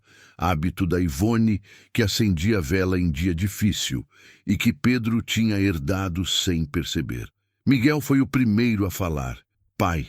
Ele girou a xícara vazia entre os dedos. Eu preciso perguntar uma coisa. Pergunta. Você vai ficar? Olhei para ele. Aqui, disse. Aqui. Não vai sair amanhã com o caminhão e deixar a gente com isso. A pergunta doeu do jeito que doem as perguntas que têm histórico. Não era a acusação, vinda de Miguel. Ele não era de acusação, era genuína, necessária, do tipo que a pessoa precisa fazer antes de investir em alguma coisa, porque já foi enganada pelo investimento antes. João olhava para a mesa. Pedro olhava para a vela. Vou ficar, disse. Enquanto isso não tiver resolvido, fico. Miguel acenou. Acreditou, ou decidiu acreditar, que às vezes é a mesma coisa. E depois, João perguntou sem tirar os olhos da mesa. Depois. A palavra ficou no ar, pesada como carga mal distribuída. Depois, disse, com uma voz que saiu mais devagar do que eu esperava. A gente vê. João ergueu os olhos. Me olhou com aquela expressão que eu conhecia e que ele tinha herdado de mim, o que era irônico e justo ao mesmo tempo. O olhar de quem não aceita a resposta vaga, mas também sabe que às vezes é a única honesta. A gente vê, ele repetiu. Sim, ele ficou quieto. Depois voltou a olhar para a mesa. Tudo bem, disse. E foi a primeira vez em anos que João disse isso para mim e eu senti que ele queria dizer outra coisa. Não tudo bem como encerramento, mas tudo bem como começo de algo que ainda não tinha nome. Apaguei a vela às 10 da noite. Fui pro quarto, mas não dormi. Fiquei de costas, olhando o teto escuro, com a mancha d'água velha no canto. Do lado de fora, o cerrado fazia seus barulhos habituais. Cigarra, morcego, o vento baixo que às vezes passa de madrugada sem anunciar. Dentro, a casa respirava do jeito de quando tem gente dormindo em todos os cômodos, que é um som que não é som, é presença. Pensei na Ivone. Faço isso toda noite que fico aqui, mas nessa noite foi diferente. Não foi aquele pensamento de culpa que visita como cobrador, foi um pensamento mais quieto, mais honesto. Pensei nela sentada nessa cama, com o livro que sempre tinha na mesinha do lado, esperando eu ligar do posto de estrada para dizer que estava bem. Ela sempre esperava. Nunca dormia antes de eu ligar. Quando eu demorava, ela ficava acordada, sem reclamar, sem cobrar, só esperando com o livro no colo e a página que não virava. Eu nunca entendi direito o quanto aquilo custava para ela. Entendo agora, do jeito que a gente só entende as coisas quando é tarde. Não tarde o suficiente para não servir de nada, mas tarde o suficiente para doer de um jeito específico. Pensei nos meninos, nos 3 dormindo agora nos cômodos dessa casa que a Ivone cuidou e que eles mantiveram de pé depois dela. Pensei no João de braços cruzados na janela, naquela vigília silenciosa que ele não devia a mim e que fez assim mesmo. Pensei no Pedro e na sopa de legumes, naquela vela acesa sem cerimônia, no Miguel e na pergunta direta, sem rancor, só necessidade. Criei 3 homens bons de longe. Não por mérito meu, por mérito da Ivone e de alguma coisa neles próprios que a vida não conseguiu torcer, mas estavam lá, eram reais, eram meus, mesmo com toda a distância que a palavra meus carregava quando dita por mim. Virei de lado. Do corredor veio um som, passos leves, do tipo que quem tenta não acordar ninguém faz. Mas quem passou anos acordando antes do sol reconhece de qualquer jeito. Fiquei quieto. Os passos foram até a cozinha. Ouvi a cadeira ser puxada. Silêncio. Depois o som da torneira por um segundo. Água no copo. Ana. Esperei uns 5 minutos. Depois me levantei, calcei os chinelos, fui até a cozinha. Ela estava sentada no mesmo lugar de manhã cedo, o copo d'água na frente, olhando pela janela para o quintal escuro. Me viu entrar. Não se assustou. Já esperava que fosse alguém. Sentei do lado oposto. Não disse nada. Ela também não disse por um tempo. A Carla teve pesadelo. Ela disse finalmente com a voz baixa. Acalmei ela. Mas não consigo dormir depois. Nunca consegue ou só hoje, ela pensou. Nunca é exagero, mas demora. Fiz menção de me levantar para acender o fogão, fazer chá ou café. Ela fez um gesto negativo com a mão, pequeno. Fiquei sentado. Ela tem pesadelo sempre? Perguntei. Desde que a mãe morreu. Pausa curta. Antes do galpão era pesadelo de perda. Depois ficou pesadelo de fuga. Diferente. Você sabe distinguir? Sei pelo barulho que ela faz. No de perda, ela chora quieto. No de fuga, ela mexe as pernas igual correndo. Aquilo ficou pousado entre nós por um momento.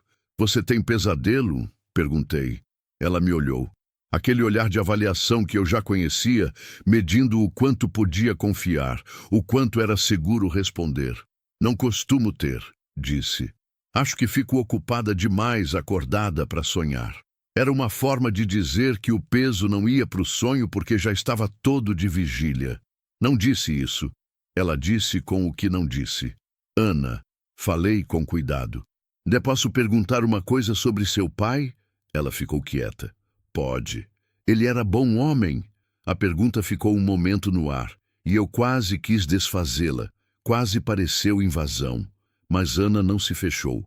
Olhou para o copo. Era, disse. Do tipo que não tem muito, mas dá o que tem. Trabalhava muito. Ria quando podia. Pausa. Tinha medo do pai dele, do meu avô. Não falava muito nesse assunto, mas a gente via. Homem adulto que ainda tem medo do pai, tem uma história ali que não foi boa. Faz 2 anos que ele foi. 2 anos e 3 meses. A precisão do número disse tudo sobre o quanto ela tinha contado. Você era a mais velha. Era. Sou. Então caiu tudo para você. Ela ergueu os olhos do copo. Caiu, disse. Mas eu não me arrependo. Uma pausa. Me arrependo de não ter conseguido evitar o galpão. Isso sim. Isso não era para você evitar. Era eu que estava tomando conta delas. Era o seu avô que estava tomando conta de vocês, disse. A responsabilidade é dele. Toda ela. Ela ficou me olhando por um segundo. Eu sei, disse no final, mas saber não resolve o peso. Não, concordei. Infelizmente não resolve. Ficamos quietos os dois por um momento. Lá fora o cerrado estava escuro e fundo, com um vento que movia as folhas do pé de manga de um jeito que, dependendo da hora, parece respiração. O senhor perdeu a esposa, ela disse. Não era pergunta. Perdi, 3 anos atrás. E antes disso, a perdeu de outro jeito. Eu a olhei. Ela não estava sendo cruel. Era observação. Aquela observação limpa que ela tinha de ver as coisas como são, sem enfeitar nem exagerar. Como você sabe? Perguntei. Pelo jeito que o João olha para o senhor. Ela disse isso sem rodeio. Tem homem que perdeu o pai para a morte. E tem homem que perdeu o pai para a ausência. O segundo fica com um tipo de mágoa diferente, mais confusa. Porque a pessoa está viva, está ali, mas falta alguma coisa que devia estar e não está. Fiquei quieto. 16 anos. Ela tinha 16 anos. Você está certa, disse. Eu sei que estou, disse ela sem arrogância. Eu também perdi o pai de 2 jeitos. Primeiro devagar, para a estrada e para o cansaço e para a dívida. Depois de vez, para o coração que parou num roçado de mandioca. Olhei para ela. Sinto muito. Ela acenou levemente. O tipo de aceno que aceita sem precisar de mais. A diferença, ela continuou depois de um momento, é que o senhor ainda está aqui. Os seus filhos também. Isso não acontece sempre.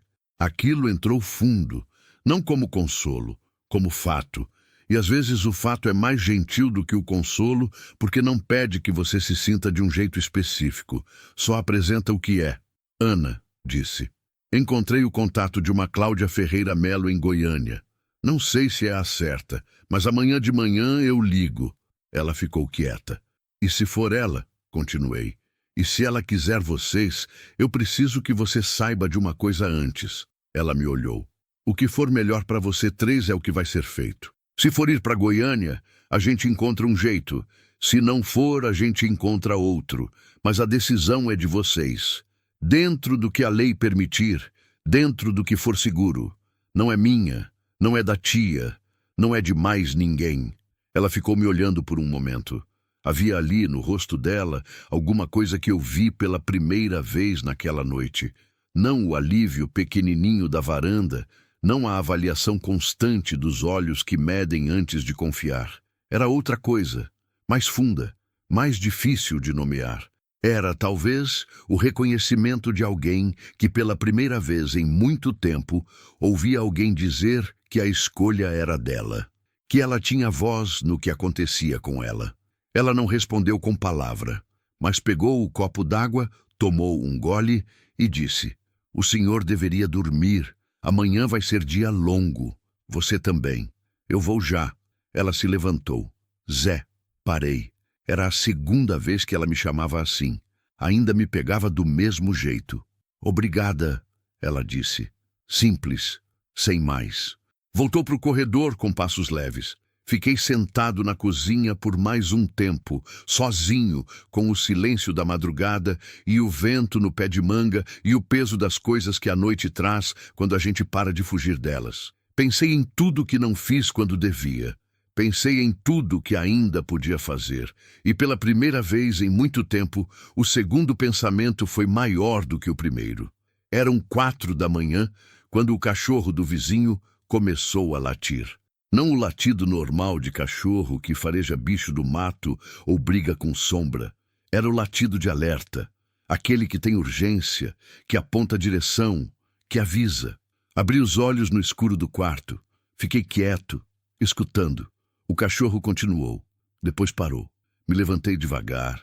Fui até a janela sem acender luz. A rua estava escura. A lua estava por trás de uma nuvem, dando uma claridade difusa, insuficiente. Olhei para o portão. Fechado. Para o quintal. Escuro. Para a rua dos dois lados. Nada. Mas havia algo. Não vi. Senti. Aquela presença que a estrada ensina a reconhecer quando a gente tem anos de viagem noturna, quando aprendeu a distinguir o escuro vazio do escuro habitado. Tinha alguma coisa ali fora. Fui até o corredor. João já estava acordado. Saiu do quarto ao mesmo tempo que eu, de cueca e camiseta, com aquela expressão de quem não dormia direito desde antes do cachorro latir. Nos olhamos no escuro do corredor. Ele fez um gesto com a cabeça em direção à janela da sala. Fui até lá com ele. Na rua, a uns 50 metros do portão, estava parado um carro escuro, sem farol, motor desligado ou tão baixo que não dava para ouvir da janela. Parado do jeito que carro para quando não quer ser notado e não sabe que o cachorro do vizinho não colabora com a descrição. Placa não dava para ler na escuridão, mas dava para ver que estava lá. João ficou olhando por um momento. Depois me olhou, e eu olhei de volta para ele. Nenhum dos dois teve medo. Ou melhor, tivemos o tipo de medo que não paralisa, que organiza. O tipo que os anos ensinam quando a gente aprende que fugir não resolve, que o problema que a gente evita hoje aparece amanhã maior. Acorda o Pedro e o Miguel, disse para ele baixo, que fiquem com as meninas no fundo da casa. Porta trancada, sem luz. Ele foi. Eu fui até a cozinha. Peguei o telefone. Liguei para o delegado Maurício Alves, que eu conhecia desde que ele era soldado e que virou delegado titular de Porangatu 5 anos atrás, e que me devia um favor antigo que nunca precisei cobrar. Atendeu no segundo toque. Era quase 4 da manhã e ele atendeu no segundo toque, o que me disse que não estava dormindo direito também. Talvez o seu Almiro não tivesse ficado tão quieto quanto eu temia. Maurício, disse com voz baixa, tem um carro parado na frente da minha casa há pelo menos 10 minutos, sem farol, sem movimento. Você sabe o que eu tenho aqui dentro. Silêncio de 2 segundos. Fico aí em 15 minutos, ele disse. Desliguei. Voltei para o corredor. João tinha voltado também. Pedro e Miguel estavam acordados, tinham levado as meninas para o quarto dos fundos, que não tinha janela para a rua. Ana estava com elas. Fiquei de pé na sala no escuro, olhando pela janela. O carro continuava lá. O cerrado lá longe estava quieto. A lua tinha saído de trás da nuvem e agora havia uma claridade fria sobre a rua, sobre o portão, sobre o capô escuro do carro parado. Pensei em quantas vezes na estrada eu tinha passado por situação de risco. Pneu furado em curva de serra, carga mal amarrada que quase virou o caminhão. Uma vez um assalto em posto do Pará que terminou sem sangue, mas que ficou no corpo por semanas. Em cada uma dessas situações eu tinha aprendido a mesma coisa. O medo é informação, não é inimigo, é dado. O dado que o medo me estava dando agora era simples. Aquele carro não era curiosidade, era emissário. Era o coronel Fenelon Braga, chegando sem aparecer, mandando alguém cheirar o terreno antes de decidir o próximo passo. E o próximo passo dependia do que esse alguém ia encontrar aqui. Ia encontrar uma casa fechada, ia encontrar um portão trancado, ia encontrar em 15 minutos uma viatura de polícia. E ia encontrar, isso eu ia garantir, que essas 3 meninas não estavam sozinhas. O carro ficou parado mais uns 8 minutos. Depois acendeu os faróis, um clarão repentino que iluminou a rua e me fez piscar. Deu ré devagar e sumiu dobrado na esquina. Eu não me movi da janela até a viatura do Maurício aparecer no começo da rua, 2 minutos depois, com o pisca aceso, mas sem sirene. Ele desceu, veio até o portão. Entrei com ele, ficamos conversando baixo na varanda por 20 minutos. Contei tudo. O nome, o coronel, o galpão, Miracema, a fuga, as meninas. Ele escutou sem interromper, que era uma qualidade que eu apreciava nele. Quando terminei, ele ficou quieto um momento. Fenelon Braga, eu conheço de nome, disse. Homem com conexão. Mas o que você está descrevendo é crime federal, Zé. Tráfico de menor. Isso passa por cima de conexão de interior quando chega na instância certa. Você conhece a instância certa? Conheço quem conhece. Ele me olhou. As meninas ficam aqui por enquanto. Não abre a porta para ninguém que eu não mandar. E me liga se esse carro aparecer de novo. Vou ligar. Ele foi. Fui até o quarto dos fundos. Bati de leve. A porta abriu. Era Miguel. Ficou de lado, me deixou ver. As três estavam sentadas na cama grande, juntas. Ana no meio com um braço em cada irmã. Beatriz estava acordada. Carla estava dormindo encostada em Ana, o cavalinho verde na mão, mesmo dormindo. Ana me olhou. Já foi, disse. Era alguém do coronel, mas foi. O delegado esteve aqui. Está ciente de tudo. Por enquanto vocês estão seguras. Ela ficou me olhando. Por quanto tempo? Ela perguntou. Não com desespero, com aquela precisão dela, de quem precisa saber o tamanho do chão antes de pisar. Respirei fundo. Não sei, disse, honesto. Mas enquanto eu estiver aqui, por quanto tempo for necessário. Ana olhou para Carla dormindo, para Beatriz do lado, para Miguel na porta, para mim, e então fez uma coisa que eu não esqueci mais. Ela colocou a cabeça no ombro de Carla, fechou os olhos e ficou ali. Não era rendição, era descanso. Pela primeira vez, Ana tinha deixado o peso pousar em alguém além dela mesma. Fechei a porta com cuidado. No corredor, João estava encostado na parede, de braços cruzados, esperando. Me olhou. Eu o olhei. Tá resolvido por essa noite, disse. Ele acenou. Ficamos ali um segundo no corredor escuro, os dois, sem palavra. E João, meu filho mais velho, que carregou coisas que não eram para ser dele, que cresceu com uma mágoa confusa, como ela mesma tinha descrito, que me olhava há anos com uma conta que não cobrava porque não sabia nem ela mesma como cobrar. João, devagar, apoiou o ombro no meu. Só isso. Um ombro no outro, no corredor escuro de uma casa de interior de Goiás, enquanto lá fora o cerrado fazia seus barulhos de sempre e a madrugada caminhava para um dia que ainda não sabíamos como ia ser. Não precisou de mais. Às vezes, não precisa. A Cláudia Ferreira Melo existia. Encontrei ela na manhã seguinte por um caminho que não foi direto. Cartório de Anápolis não tinha registro.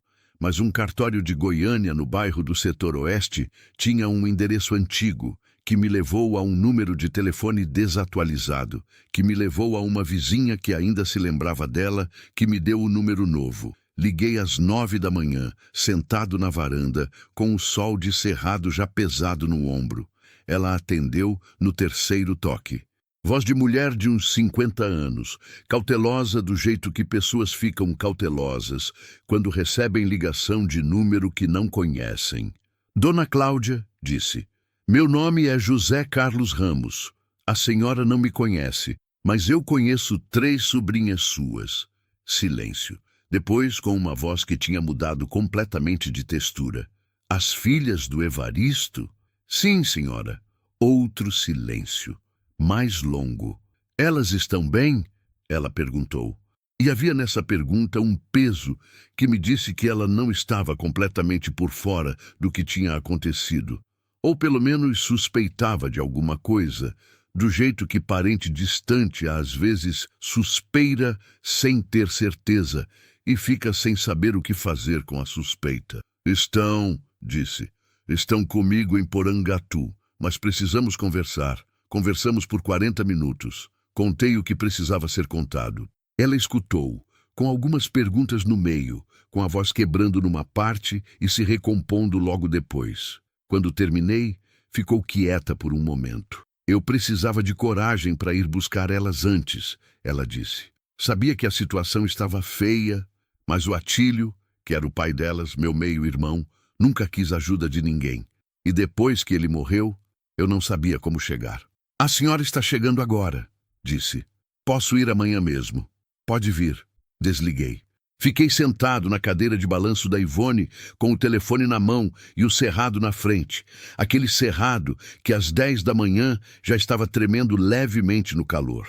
Fui até o quarto das meninas. Bati. Ana abriu. Estava de pé, já vestida, os cabelos presos de um jeito simples. Atrás dela, Carla e Beatriz estavam sentadas na cama. Carla desenhando alguma coisa num papel velho que Pedro tinha dado.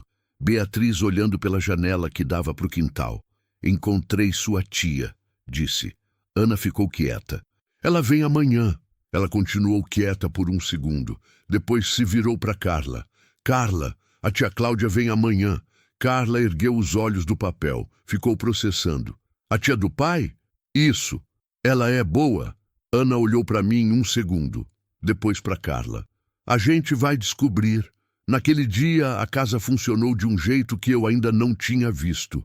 Pedro foi cedo para a feira e voltou com fruta, com queijo, com um frango inteiro que pôs para marinar desde a manhã. Disse que ia fazer galinhada para o jantar. O tipo de decisão culinária que ele tomava quando queria que um dia fosse diferente dos outros. Miguel ficou com as meninas, não de babá, não de vigia. Ficou do jeito que Miguel ficava com as pessoas, que era presente sem pesar, conversando sobre o que aparecia, mostrando o que tinha de interessante na propriedade. Levou Beatriz para ver o viveiro que ele tinha improvisado num canto do quintal, com 3 aves que tinha resgatado ao longo dos anos. Um gavião pequeno com a asa quebrada que estava quase curado, 2 sanhaços que tinham batido na janela e que ele tratava até ficarem bons o suficiente para soltar. Beatriz ficou na frente do viveiro por 1 hora. Vi ela ali pela janela da cozinha, de pé, imóvel, olhando para o gavião que a olhava de volta. Não falava, não fazia gesto, só olhava. E havia na forma como ela olhava para aquele pássaro com a asa quebrada alguma coisa que eu não soube nomear na hora e que depois entendi. Reconhecimento. João sumiu de manhã e voltou do começo da tarde. Não disse onde tinha ido, mas trouxe, sem explicação, 3 mudas de roupa simples, calça e camiseta para cada uma das meninas, no tamanho aproximado, do jeito que homem compra roupa de criança quando não tem prática, que é pelo olho e pela vontade de acertar. Deixou as sacolas na porta do quarto sem bater e foi para a cozinha ajudar o Pedro. Ana encontrou as sacolas, ficou parada no corredor, olhando para elas por um segundo. Depois pegou, entrou no quarto, fechou a porta. Quando saiu, meia hora depois, ela estava de roupa limpa. Uma camiseta azul simples que ficava um pouco grande. E tinha no rosto aquela expressão que é de quem recebeu alguma coisa e ainda não sabe direito o que fazer com o receber. Encontrou João na varanda. Parou ao lado dele. Os 2 ficaram de pé, olhando para a rua, sem se olhar. Obrigada, ela disse. João não respondeu logo. Fica bem em você, ele disse finalmente. Seco, direto, sem enfeite. E girou para dentro antes que a frase terminasse de pousar. Ana ficou 1 segundo na varanda sozinha. Depois, deu um sorriso pequeno para a rua. Era o primeiro sorriso que eu via nela. Não o sorriso largo, não aquele que enfeita o rosto. Era o sorriso miúdo de quem está surpreso de estar sorrindo e ainda está aprendendo se pode. O Maurício Alves ligou às 3 da tarde. Falou por 15 minutos. Escutei, fiz perguntas curtas. No final, desliguei com aquela sensação específica de quando um peso não some, mas muda de lugar. Sai do lugar onde estava pressionando e vai para algum canto onde dá para respirar melhor. Fui até a sala onde Ana estava ajudando Carla com o desenho que ela tinha continuado depois do almoço. Posso falar com você? Ela se levantou. Saímos para a varanda. Contei o que o Maurício tinha dito. Que a delegacia de Miracema do Tocantins tinha recebido uma comunicação formal com o nome do coronel Fenelon Braga, que havia outro caso registrado, de família diferente, 2 anos atrás, arquivado na época por pressão local, mas que com esse novo registro e com testemunho das meninas podia ser reaberto. Que um promotor de Palmas que ele conhecia tinha interesse no caso, que o processo seria longo, que não haveria milagre nem resolução rápida, mas que havia caminho. Ana ficou ouvindo com os braços cruzados e a expressão fechada de sempre. Quando terminei, ficou quieta. Elas vão ter que dar depoimento? Perguntou. Com o tempo, sim, mas com assistência. O Maurício garantiu que vai acompanhar pessoalmente. Não vai ser as 3 sozinhas, ela acenou. E o coronel? Disse com uma voz que não tinha ódio, o que era quase mais perturbador do que se tivesse. Vai responder? Não sei se vai. Não vou mentir para você. Homem com dinheiro e advogado bom pode demorar muito para responder, ou pode escapar de parte, mas vai ficar marcado. O nome dele vai ficar marcado. E é mais difícil fazer de novo quando tem processo aberto com nome e rosto. Ela ficou olhando para o cerrado por um momento. Não é o suficiente, ela disse. Não é, concordei. Mas é o que a lei tem agora, e é mais do que ele esperava quando mandou o homem parar na frente da minha casa de madrugada. Ela ficou quieta mais um pouco. Tá bom, disse. Com aquela voz plana que eu já sabia não era indiferença, era processamento. Era ela pegando o fato, examinando, guardando no lugar onde guarda as coisas que não têm solução perfeita, mas têm solução possível. Ficamos os dois em silêncio por um momento na varanda. A tia vem amanhã, ela disse mais para ela do que para mim. Vem, vai ser estranho. Vai, mas estranho não é ruim sempre. Ela ficou olhando para o portão. Se der certo, ela disse devagar, se ela for boa pessoa, se a gente for para Goiânia, o que acontece com a Carla? Com o processo, com o depoimento? O Maurício disse que pode ser feito em Goiânia também. Não precisa ser aqui. Ana acenou, arquivando. E o senhor? Ela disse, depois de um momento. O quê? O que acontece com o senhor quando a gente for? Olhei para ela. Era uma pergunta que eu não tinha feito para mim mesmo ainda. Ou tinha feito e desviado, que era mais provável, porque era o tipo de pergunta que eu tinha o hábito de desviar há décadas. Fico aqui, disse. Ela me olhou. Na casa? Um tempo. Parei. Faz tempo que eu devia ficar mais tempo. Ela ficou quieta um segundo. Por causa de nós ou por causa deles?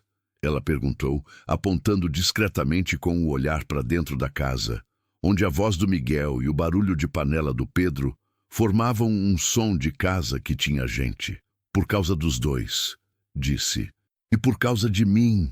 Ana me olhou por um momento, depois fez aquela coisa que ela fazia, abaixou levemente o olhar, não com fraqueza, mas com aquele afrouxamento raro de quando ela deixava as coisas serem o que eram, sem ficar em cima delas.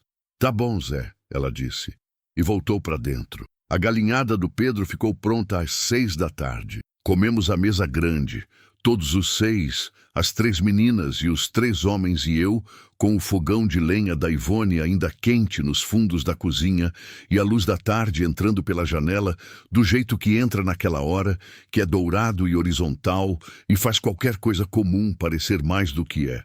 Pedro tinha colocado uma toalha de mesa que eu não via faz não sei quanto tempo, de flores, da Ivone, que ficava no armário. Não disse nada sobre isso, só colocou.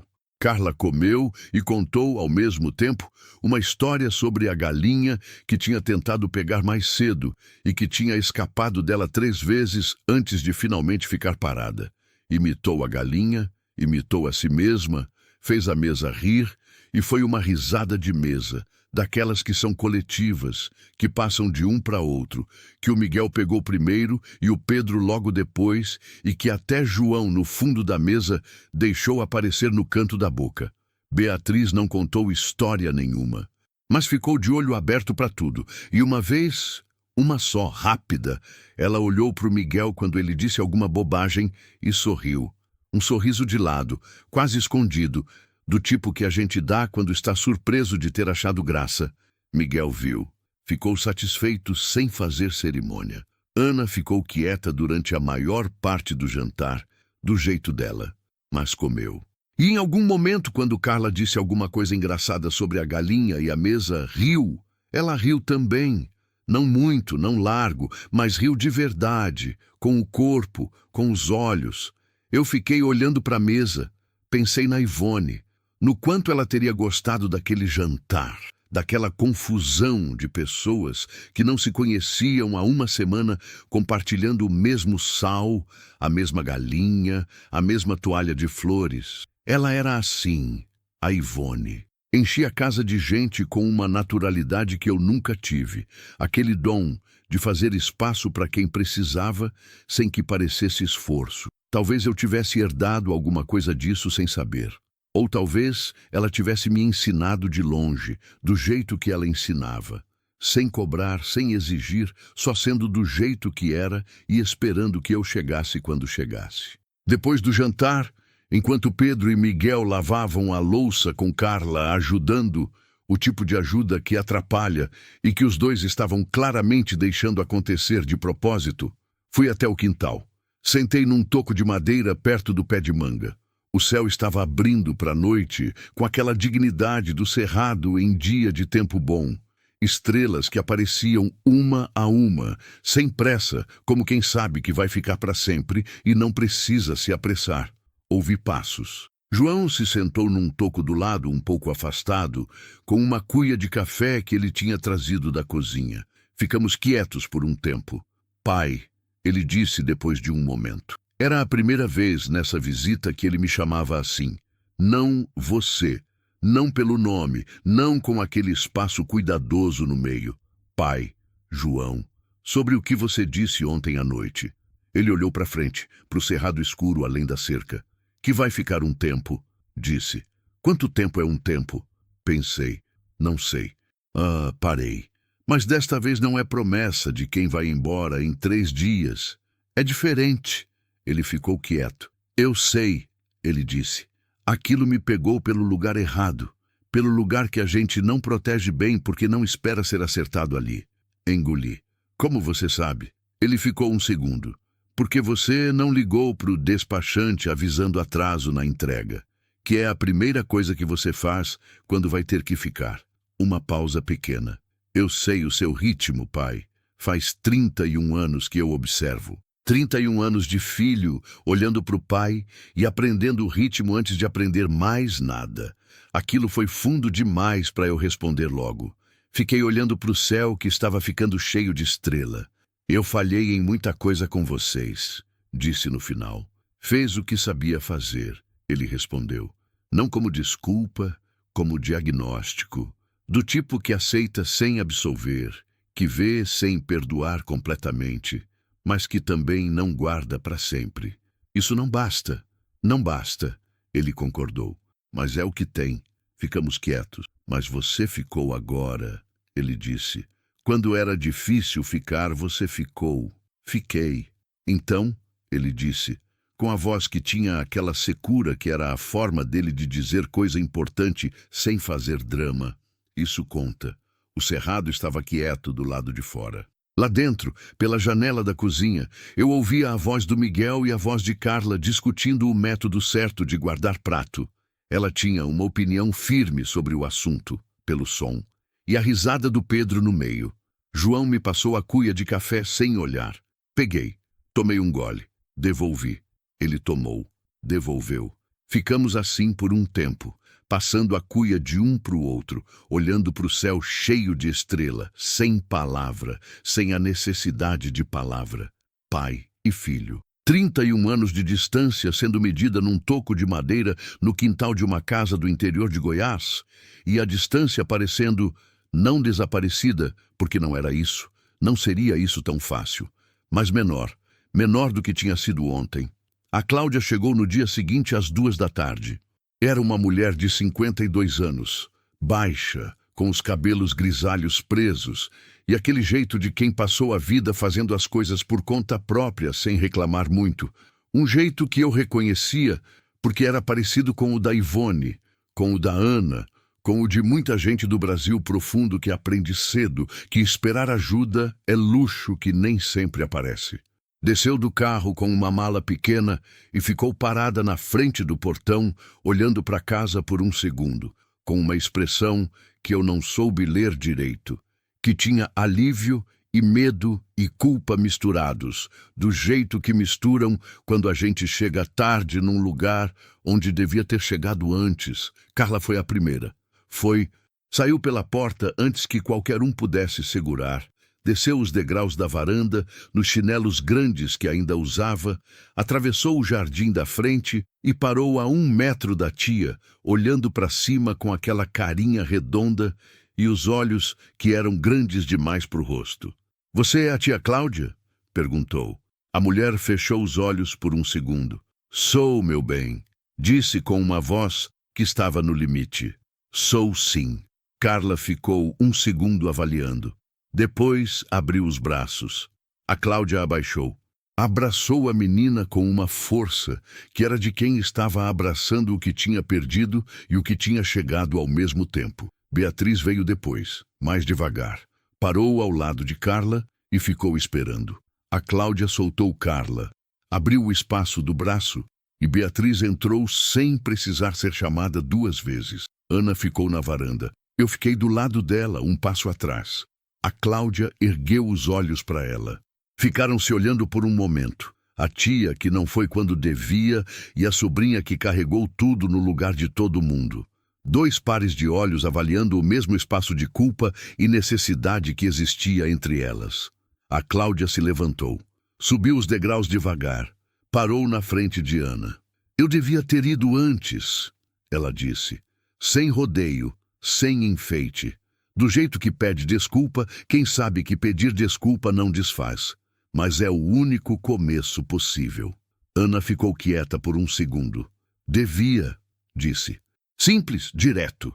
Sem crueldade, mas sem poupar também. A Cláudia aceitou aquilo, não desviou. "Sei", disse. "E se você quiser, a gente tem tempo para eu tentar compensar o que for possível compensar." Ana ficou olhando para ela. Depois, deu um passo para frente e abraçou a tia. Não foi o abraço de Carla, largo, sem reserva. Foi um abraço contido, tenso por um segundo, que foi afrouxando aos poucos, que foi ficando real aos poucos, com a Ana enterrando o rosto no ombro da Cláudia e a Cláudia colocando a mão na cabeça dela com aquele gesto de adulto que reconhece criança que precisou ser adulta cedo demais. Entrei na casa. Deixei aquilo ser delas. Ficaram 2 dias. Não foi resolvido em 2 dias.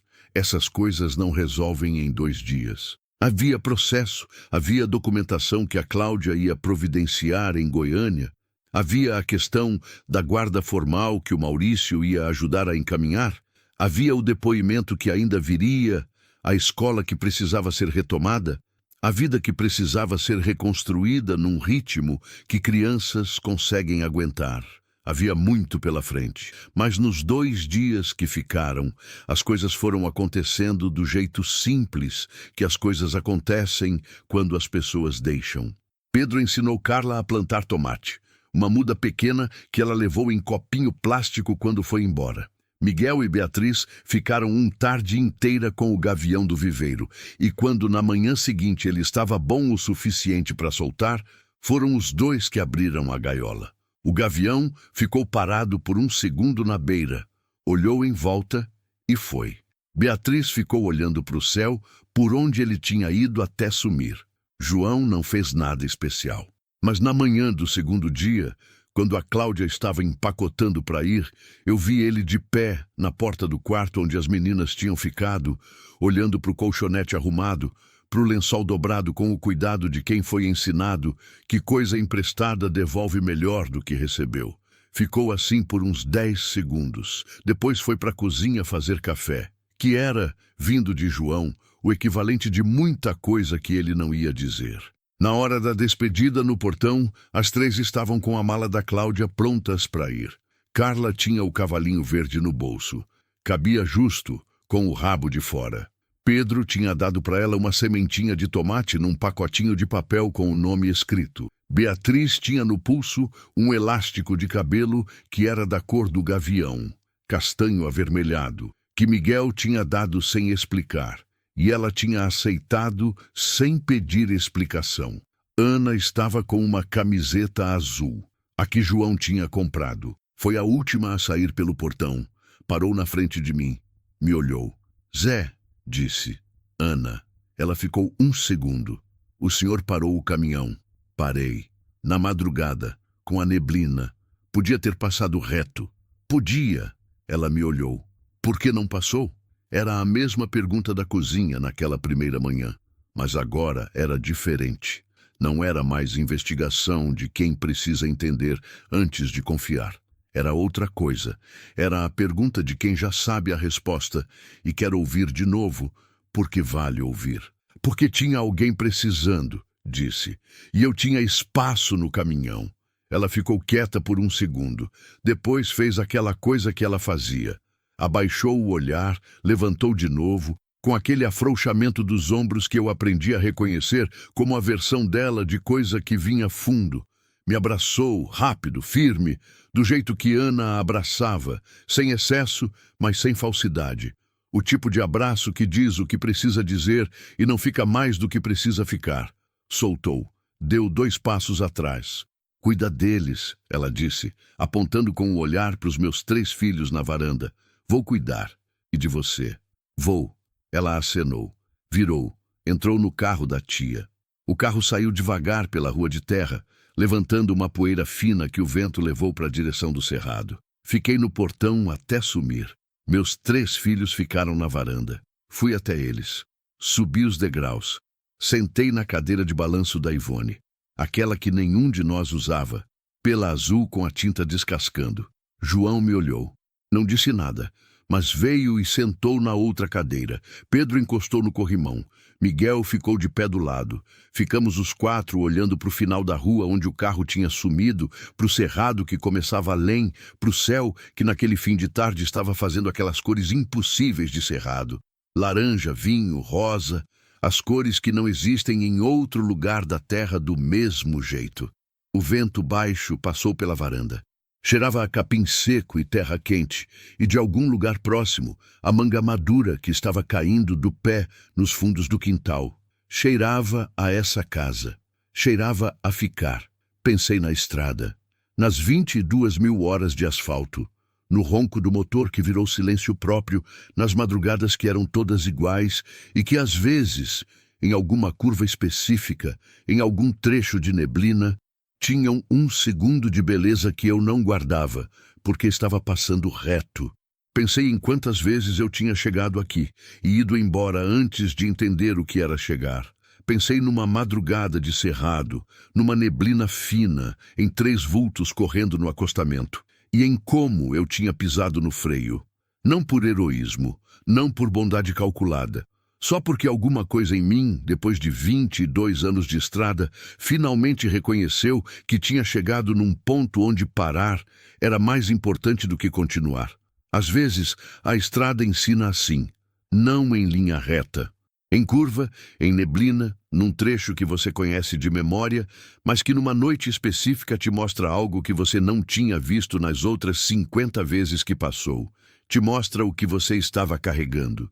Te mostra o peso do que ficou para trás. Te mostra, no escuro do acostamento, 3 meninas correndo e dentro de você, mais fundo do que você esperava encontrar, uma resposta que não veio de raciocínio, veio de algo anterior, de algo que a estrada ainda não tinha conseguido gastar, que os anos ainda não tinham conseguido apagar, a capacidade de parar, de descer do caminhão com as mãos abertas, de dizer: calma, não vou machucar vocês. De deixar o caminhão parado com o pisca-alerta, ligando e esperar sem pressa que a confiança chegasse no próprio tempo. Às vezes, tudo que a gente precisa fazer é isso: parar, abrir espaço, esperar e ficar. Naquela noite, depois do jantar, fui até o quarto, abri a janela que dava para o quintal. O pé de manga estava quieto, as folhas paradas sem vento.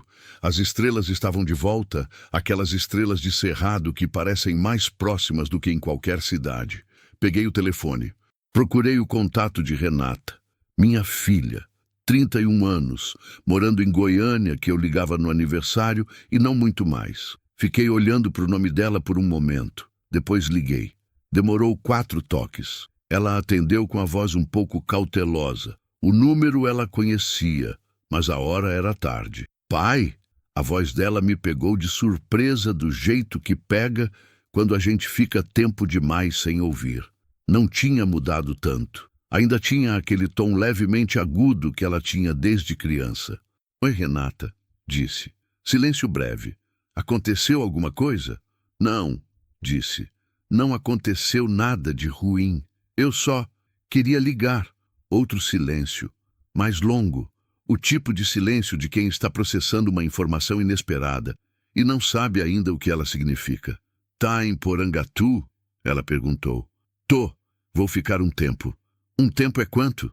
Dei um sorriso que ela não viu. Não sei ainda, disse. Mas desta vez é diferente.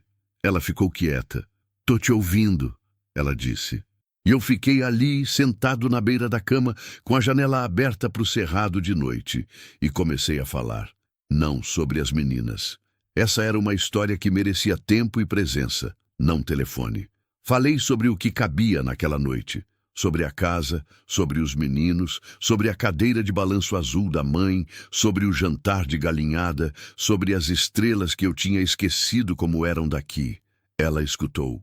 E quando eu parei, ela disse uma coisa simples, direta, com aquela voz que tinha um pouco de desconfiança ainda e um pouco de algo que eu quis acreditar que era esperança. Aparece em Goiânia quando puder, pai. Apareço, disse. Não é promessa de caminhoneiro, né? Não, disse. É promessa de pai. Silêncio de um segundo. Tá bom, ela disse. Desliguei. Fiquei olhando para o cerrado pela janela aberta. O vento tinha voltado mínimo, movendo as folhas do manga com aquele sussurro que de noite parece conversa. Pensei no caminhão, parado na frente da casa, com a carga de telhas cerâmicas que ainda precisava de destino. Ia resolver isso amanhã. Ia ligar para o despachante, ia arranjar quem fizesse a entrega, ia pagar a diária de quem fosse. Ia ter prejuízo. Não ia ser o fim do mundo. Às vezes, a carga espera. Às vezes, o que não pode esperar é outra coisa. E 22 anos de estrada ensinaram que a diferença entre as duas coisas é o que separa homem, que apenas dirige, de homem, que sabe para onde vai. Deitei. Fechei os olhos. Do corredor vinha o barulho do João apagando as luzes da casa, como ele fazia toda a noite, um cômodo de cada vez, metódico, sem pressa. Pedro tinha ficado no quintal mais um pouco. Eu tinha ouvido a porta dos fundos fechar há pouco. Miguel estava no quarto dele com algum livro ou sem. Não importava. A casa estava quieta, cheia de gente e quieta, que era a melhor combinação que eu conhecia. E eu, Zé Carlinhos, caminhoneiro, 53 anos, 22 na estrada. Fiquei ali deitado naquela cama de interior com a janela aberta e o cerrado respirando lá fora. E pela primeira vez, em muito, muito tempo, não fiquei pensando na estrada que ia vir. Fiquei no lugar onde estava, que era, finalmente, o lugar certo.